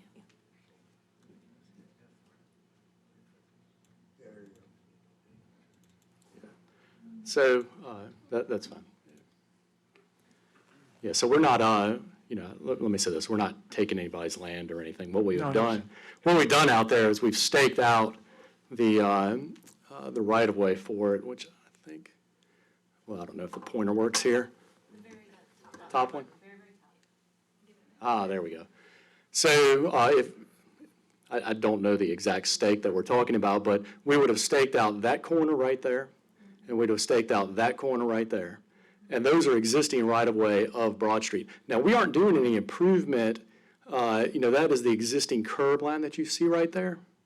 So we're not widening in the eastern direction at all at this little point here. Those existing curb lines are staying.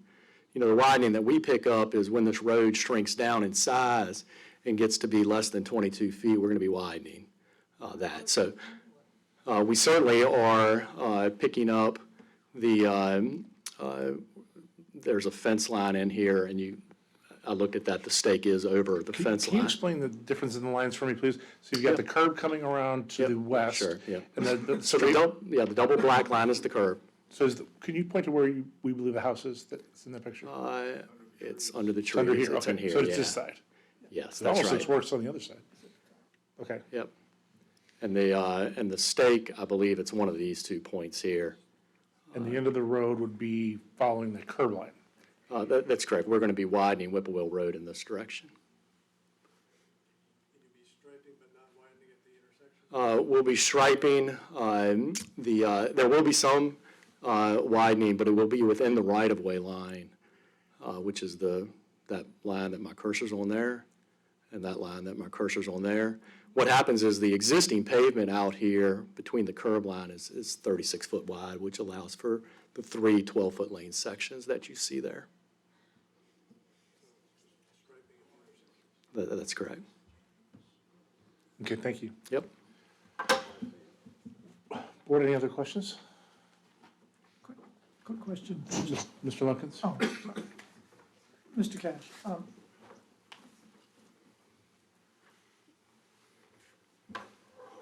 this is ours, right? Are we still on our presentation? Well, this is the applicant's That's okay. exhibit, but I can still use The it. one we were looking at earlier, you were showing me the townhomes. Yeah, let's bring mine back up, sorry. Oh, yeah, no worries.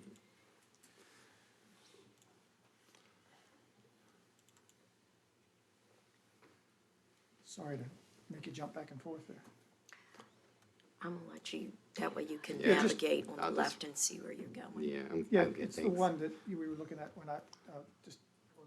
You want the straight Yeah, the conceptual concept plan? Yeah. So, and yeah. Just, you saw some of the community's presentation on this, and I didn't want to ask the applicant didn't respond to it, I understand.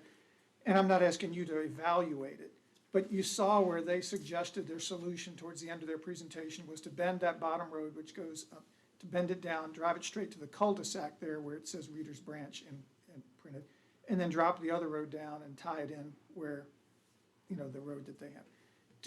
I just want to know, did staff, because this is your world and you work with things like choke points and access, did you have a reaction to that? To what was, To their. To that When they demonstration? said they had a solution and they showed the roads getting completely reconfigured, which I'm sure you look at, it's gonna require a complete reconfiguration. No, I don't need the slide, I see what, you understand, you saw their slide, right? right, I So saw I'm this just slide. asking, did you staff have any reaction to that in terms, you haven't had time to evaluate it, but did you have any reaction Well, to that? Well, right, so what is being sought here is a second road connection from the Reader's Branch development to make, because it currently exceeds the 49, it'll exceed the 49 lots. Road A is not a road that is built, connected, or has an outlet itself. So bringing that road over directly to Road A First, I'd be concerned about the number of lots that are off of that one roadway, because it's already, that connection's already at 49. I couldn't tell how many lots were there, but I would say there was a lot of lots that were shown there. So there'd have to be another connection breakoff point from that. So before that would be able to develop that way. Road A not being a road that has any outlet itself, it is basically at this point would still be considered an internal road. No, that wouldn't alleviate the requirement. I mean, that wouldn't meet the requirement of the second access. And in addition, there's also the requirement of the stub road connection at Whippoorwill Road was one of the provisions.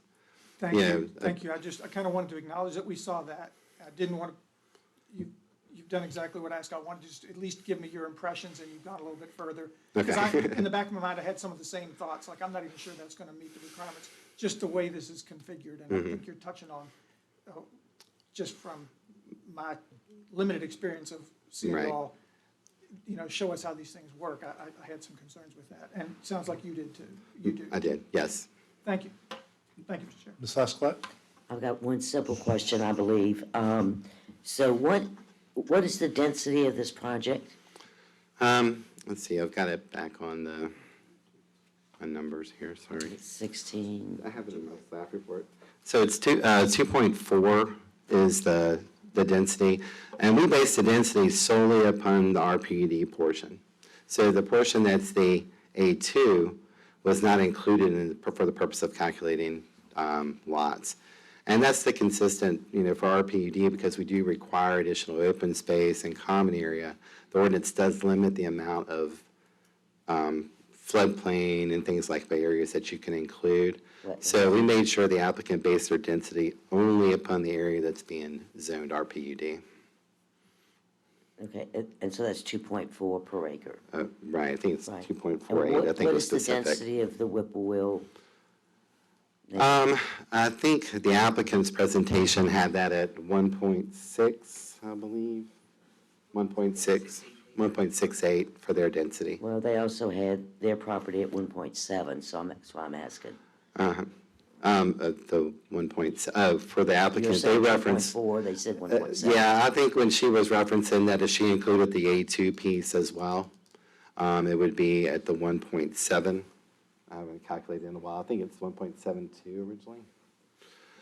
So what's happening on that A2 piece?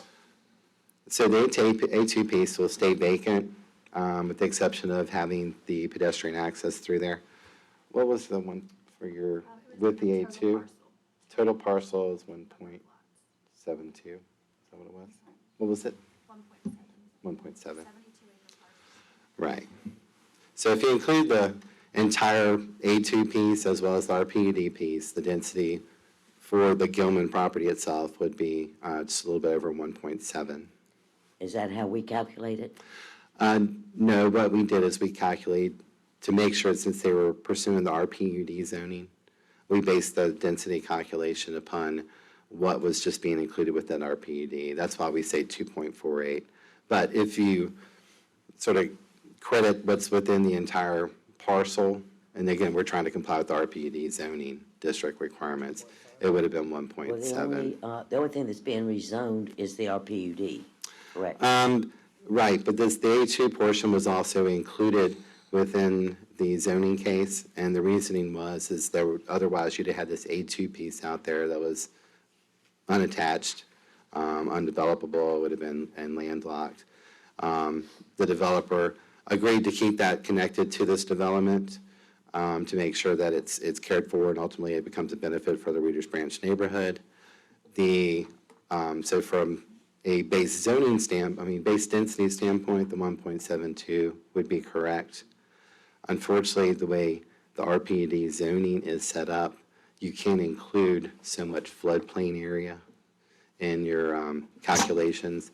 So that's why it's a split zoning here. Okay.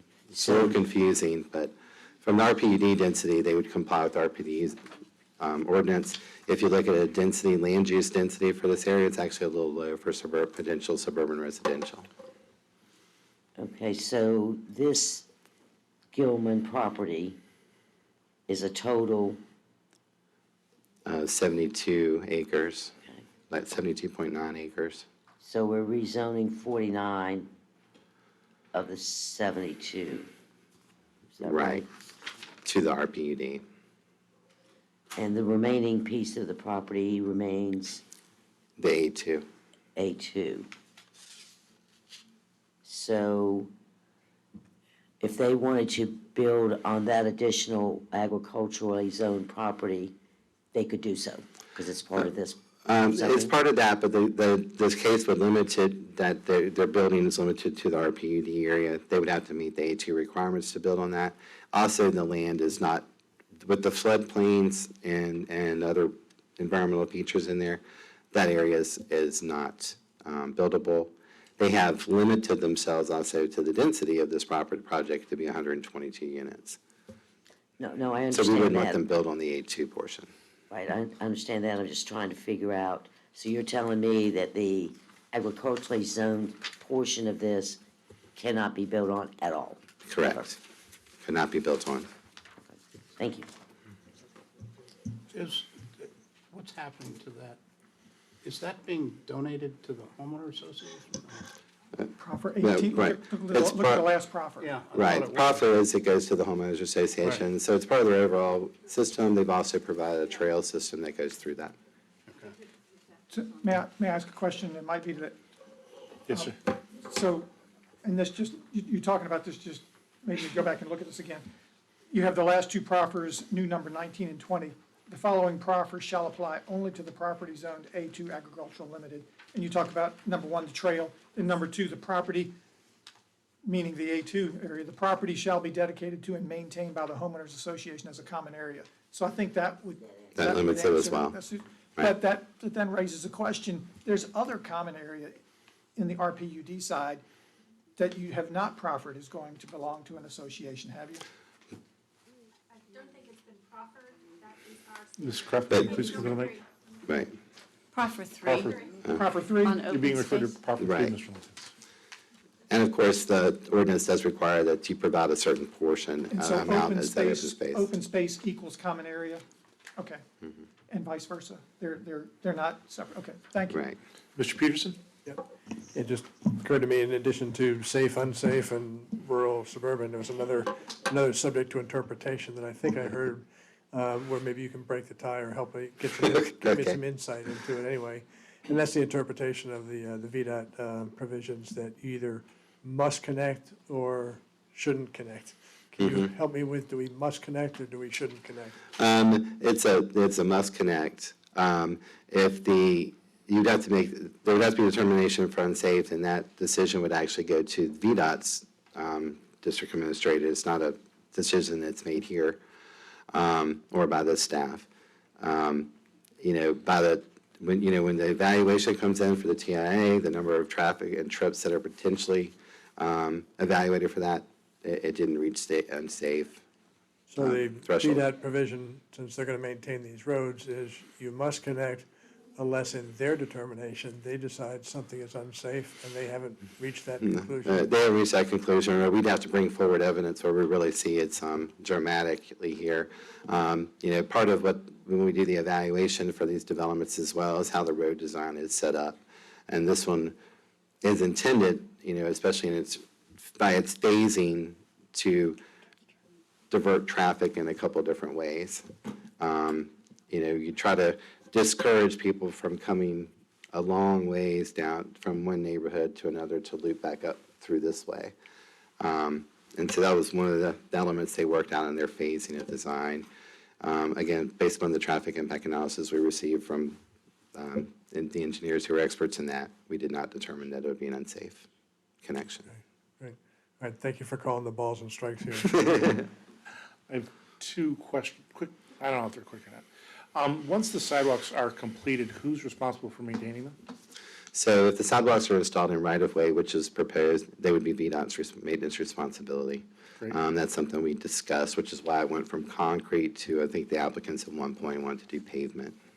And then we heard some comments from some folks regarding the garages on the on the attached homes, can we even dictate where they put their garages? You can, well, you could work with them as that proffer. It's something we can't mandate. We can't, but we We can't just mandate require where they it, put it, but if right? they wanted to proffer, they could. Okay. Thank you. We don't have anything in ordinance at this time that steers towards that, and typically when you get to architectural things, it's not really under our realm for Thank you very residential. much. That's that. Okay, great questions, great answers. Okay, board, what's your pleasure? Mr. Chair, not to circle back, but I think during the process here, we heard at least one or two areas where the applicant was willing to do kind of a friendly amendment. Well, one of them was on the deed, and there's at least a couple of those items. I don't know that we've finished developing that into language that might. Mr. Peterson, it's possible I missed something, but under 18 of the disclosure, there was a very distinct amendment given by the applicant from the podium. I did not record that there was another. It was just the one. We can She confirm said that. something about the buffer, that it'd have to be done within the 50th building permit, and That was a clarification. if staff had a by- question about that. Yeah, it could be an interpretation issue as far as the 50% rule in regards to landscaping provision. I know that we'd had pre-discussion with the board. We're looking to work on that issue about when buffers get done or roads get accepted. At this point, we don't have something that really ties down when those buffers would be provided for that. So I think that was part of an oversight perhaps on staff, that we were working on something and lost sight of where we were. So the discussion was with if the applicant would And be so willing in to Proffer address that. 6, you were just saying if there was a time provided for when the buffers would be, that would be That would be acceptable. well-received. Well received. And I just didn't, Yes, ma'am. I believe that the ordinance mentions, prior to the issuance of the 50% of the building permits. I believe that's what it references in a roundabout way, and we're happy to make that note for timing purposes. So then we'd have the two proposed amendments. so the sentence that I might add then to or the phrase, to the start of 6, after it says buffers. Prior to issuance of 50% of the building permits on this property, and then it would have A and B being done. Is that appropriate? Yes, ma'am. I might say that for B, it is the buffer that is against the end of Whippoorwill Road, and we would put that in when those two are built, whichever comes first, 50% of the building permits or if those two homes are built. So it sounds like you would propose a different timing for B? We are happy with the timing that's proposed, making it more difficult than it needs to be. I just want to be clear. Yes, Again, ma'am. whatever it is you're agreeing to is what the Yes, board should ma'am. be voting on. Yes, ma'am, 50%. Okay. Thank you. The question that had come up before about disclosure 18, and I don't think that was ever, it was talked about, but marketing packages and contracts and/or deeds.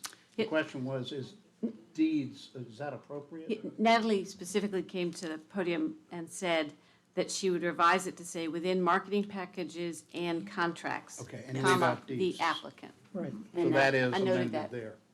That's how she's Okay. proffered that Happy as to do amended. that.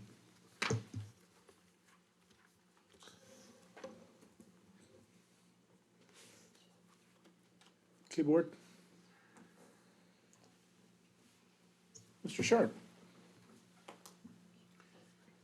Mr. Chair, I move that the board approves rezoning RZ-2021-0010 for 72.988 acres on tax maps number 58-5-0-2-0 and a portion of 58-1-0-93-0 from agricultural limited A2 and residential planned unit development to residential planned unit development and agricultural limited A2 with proffered conditions as amended.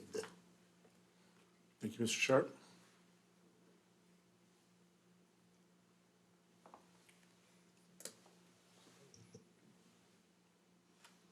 I'll second.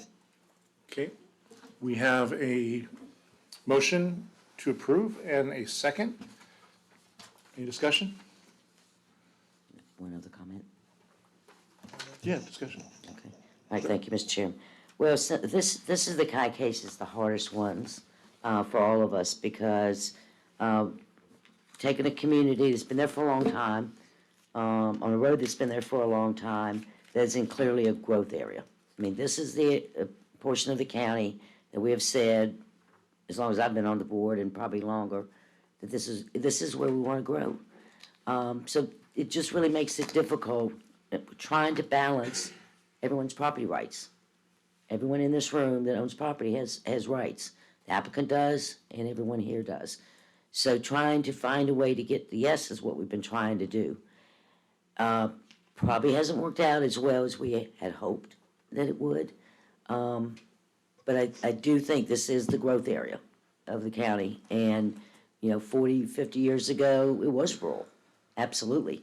I mean, people here remember when Parham Road and Broad was no stoplights, right? And Innsbrook wasn't there. So, I mean, it has grown. And this area was probably considered rural at that time, but it really isn't, considering all the growth around and being part of the, inside the village. So I just want to let you guys know this is a tough vote, whichever way we go. Thank you. Thank you, Ms. Laskowitz. I'll just Mr. Lumpkins? comment real quickly, that last picture in the presentation from the community with the person walking and seeing the tractor in the distance and the coming growth. I think the community, if they want, and I think the Eagle has made it, if the community wants sidewalks, it kind of has to almost be unanimous. If you don't, they won't happen. And Eagle has committed to help the East End trails, which are going to be a nice amenity in this area because growth is coming there, and East End trails have been on our plan. And I mean, that's what's coming here. So it's in the community hands. As far as the sidewalk on Whippoorwill, I think it said not safe. I think a sidewalk is at least part of an answer. It's not going to be rural, but I think the safe can be addressed if the community so chooses, and if they don't, Eagle has made a commitment that's going to help the area. Thank you, Mr. Lumpkins. Mr. Sharp. I would just say that, we asked at the last meeting, we asked that the applicant defer to meet with the residents. They did that. They did everything the board asked them to do. The meeting was held. Some came, some didn't, but it's a tough decision, as Ms. Laskowitz said. Not everybody can win, and in a lot of cases, nobody wins here, but it is part of the comprehensive plan. It fits the comprehensive plan, and it's tough to turn something down that does fall within what the plan calls for. And, we're going to have the small village plan coming that's going to affect a whole lot of other properties adjacent to this one. And so, things are going to be happening. Hopefully what comes out of the Centerville area with the small area plan, we're trying to get to that point before everything gets built out. We're trying to be selective on things going forward so that once that plan is done, people will know this area is designed for this. And if you want to develop that area, come in with what the small village plan says. So this fits in. It's been talked about for over 2 years. And so difficult decision, but that's all. Thank you, Mr. Sharp. Mr. Peterson. Yeah, Mr. Chair, thank you. at the risk of piling on, this is a difficult decision. Some decisions are very easy up here and some aren't. And I'm gonna just try and, my vision for the future here. At the end of the day, I'm hoping that there's improvements to the road itself, maybe some sidewalks, maybe not. But that when A is built, that it will cut down dramatically on the traffic going through this. So my vision is hopeful that this will not be a permanent kind of thing. It'll be kind of a bridge to the next road that gets built, and then the traffic will be, much less. But as far as being appropriate, it's a suburban area, it's designated that way, it's a suburban development, the land use is appropriate, VDOT, we must connect. So it seems like appropriate, but I'm hopeful that this will have a lower impact over time. Because our job really isn't that hard, it's just make everybody happy all the time, and so our goal is when everybody leaves, everybody's happy, and I just don't know how to make that happen. I don't know how to say yes and no at the same time, so we have to decide, is it appropriate or not, and it's a tough decision.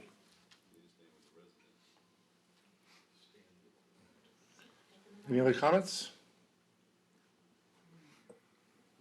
Okay, Mr. Alvarez? Mr. Lumpkins, Yes. Mr. Sharp, Yes. Mr. Peterson, Yes. Ms. Lascolette, Yes. and Chairman Spoonhour. Yes. Okay. Thank you. We have our next public hearing coming up, rezoning. And we were going to take a 15-minute break. Thank you.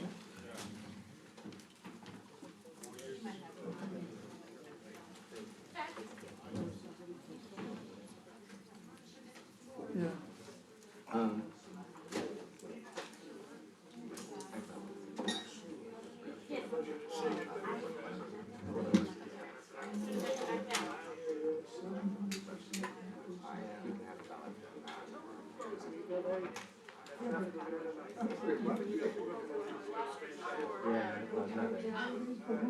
Michael.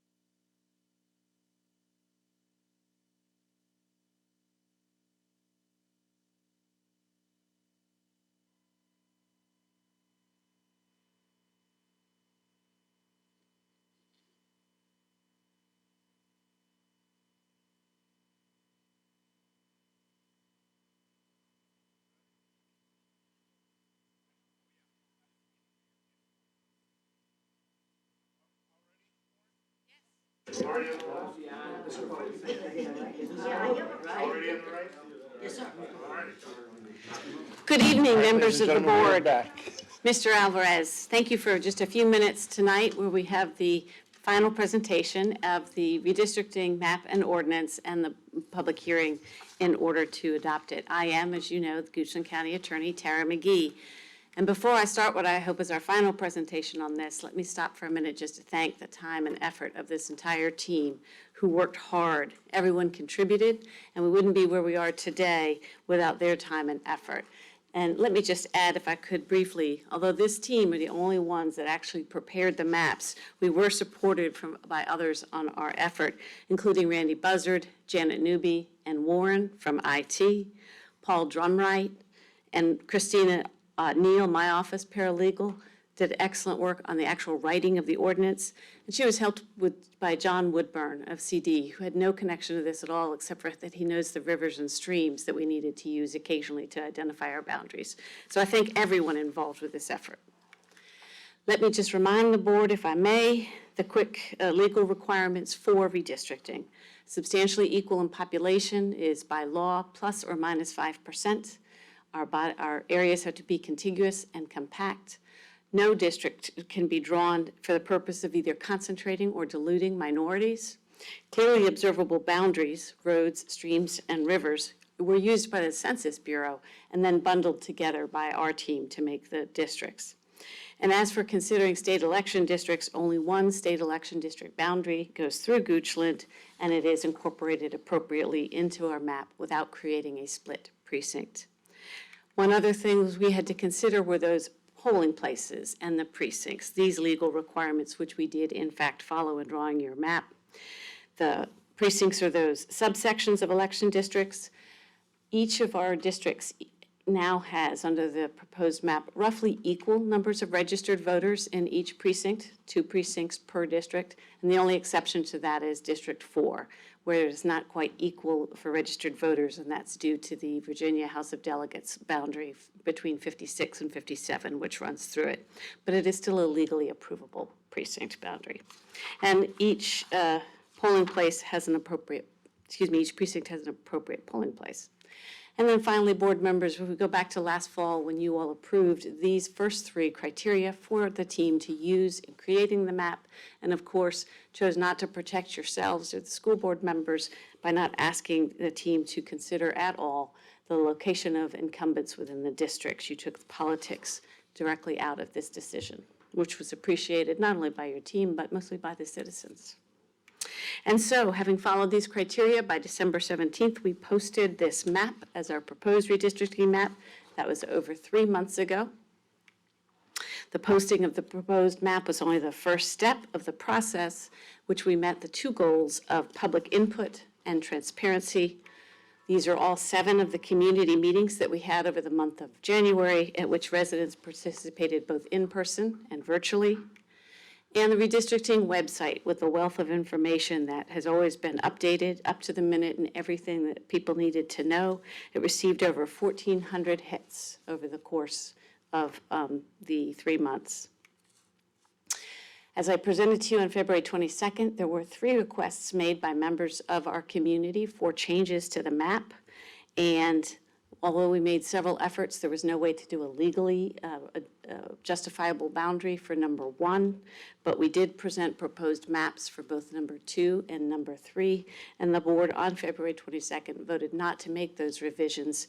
They were less in compliance with the standards than the map that we had before the board. So the map, proposed redistricting map, moved fewer voters, had less voter disruption, those types of things.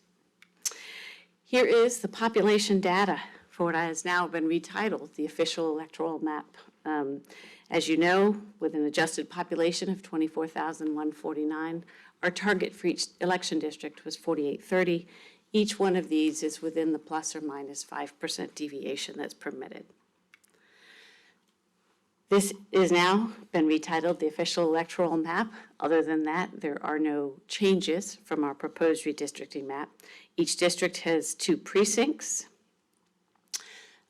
In polling places, in 4 and 5, we're retaining the same polling places, but we were able to use some additional public buildings for polling places, and those are preferred polling places under state law. So Byrd Elementary School, Central High School, County Animal Shelter, and Randolph Elementary are new polling places in the new redistricting map. And then in Precinct 202, there was a change to Chief Cornerstone Baptist Church as a polling place because it's a larger facility, and that precinct now has more registered voters in it. According to our general registrar, Ryan Mulligan, every county registered voter will be provided their new voter information by June 6th. Do you have any questions? Ms. Lasclette. So one very simple, quick question, I hope. So right now, we have, as you said, very robust portion of our website dedicated to the redistricting process. And one of the features that I like the most, and I've referred a lot of people to, is they can put in their address, and it will tell them not only their old precinct, but their new, and also their polling location. If that, well, whether it's changed or not, it shows you their polling location. My question is this, and maybe it's one for IT, is will that remain up on our website?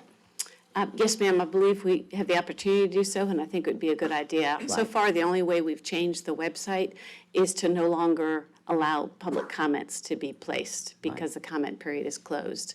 And I believe we're disabling the email, because again, we're not monitoring that email box that was Right. for the public comment period. But otherwise, the redistricting website and the interactive map can remain so that people can continue to look at it. Right, the map and. In the interactive And the ability to check.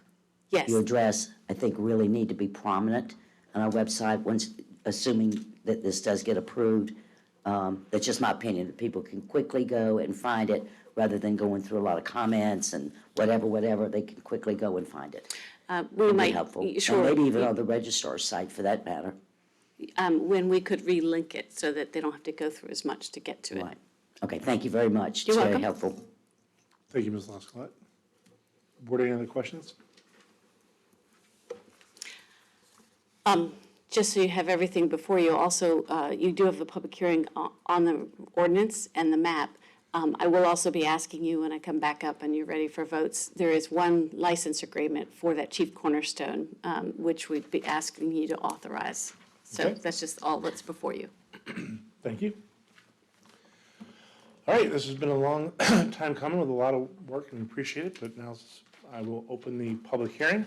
Anybody wishing to come forward? And Sandy. Sandy's here. She is also the public. She's the fourth estate. Jonathan Lau, 1521 Mannequin Road.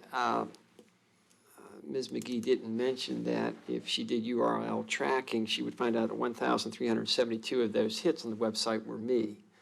So, I've had quite a bit of interest in this just because I'm wired that way. I continue to advocate and am happy when the board supports the election process here in the county. I'm not a big believer in blank checks, but whatever the electoral and the registrar need for us to have free and honest elections, I think is money well invested. So I appreciate your continued support for the electoral process here in the county. And I did miss a couple of the community meetings. Ms. McGee snuck one in on me when I wasn't watching, and so I did not get perfect attendance. But I fully appreciate the process that the county has gone through, the staff, and Ms. McGee in particularly. I was a little surprised to see her referring to notes up here. I thought by now she had it memorized, but you know, she's an attorney. She is always specific when she makes her comments. So I'm looking forward to seeing you approve this. I think it makes a lot of sense, and I appreciate the process you went through. I have been part of some community groups, and they have been encouraging people to come out to the public hearings. Evidently, that really didn't take with some of the folks, since I and Sandy are the only ones here, but that's, I think it has been a very open process, and comments have been received. So thank you for the work you have done. And Ms. McGee, I don't want to call it your team, but I'm going to call it her team, has put into this. And so I'm for it. I think we should vote for it and approve it. And for those of us who have run countywide, it's not a big deal to us, but anyway, I just have to learn new polling places. So there you go. Thank you. Thank you, Mr. Lau. Anyone else? Seeing none, I will close the public hearing. Ms. McGee, I do have a quick question. Since our presentation of this, do we receive any additional comments? No, we have not. Thank you, Ms. McGee. I'll entertain a motion. Well, Ms. McGee, before we do, Mr. Chairman, can I just confirm that we vote to, if this gets approved this evening, that it becomes effective immediately?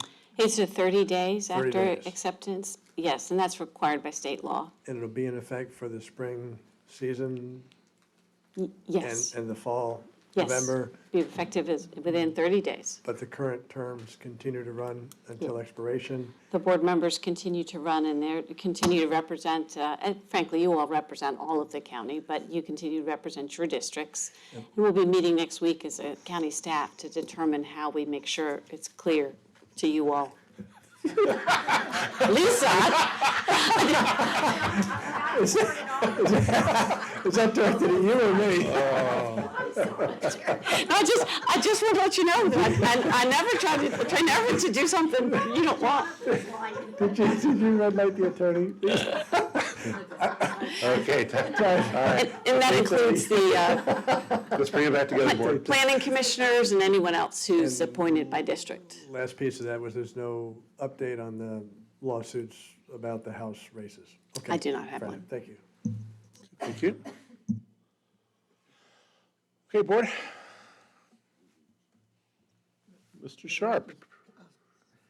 Just to be sure, are we looking for one motion or two motions? One motion with including the contract? Yeah, the motion has, that's drafted in on the agenda item includes good. both.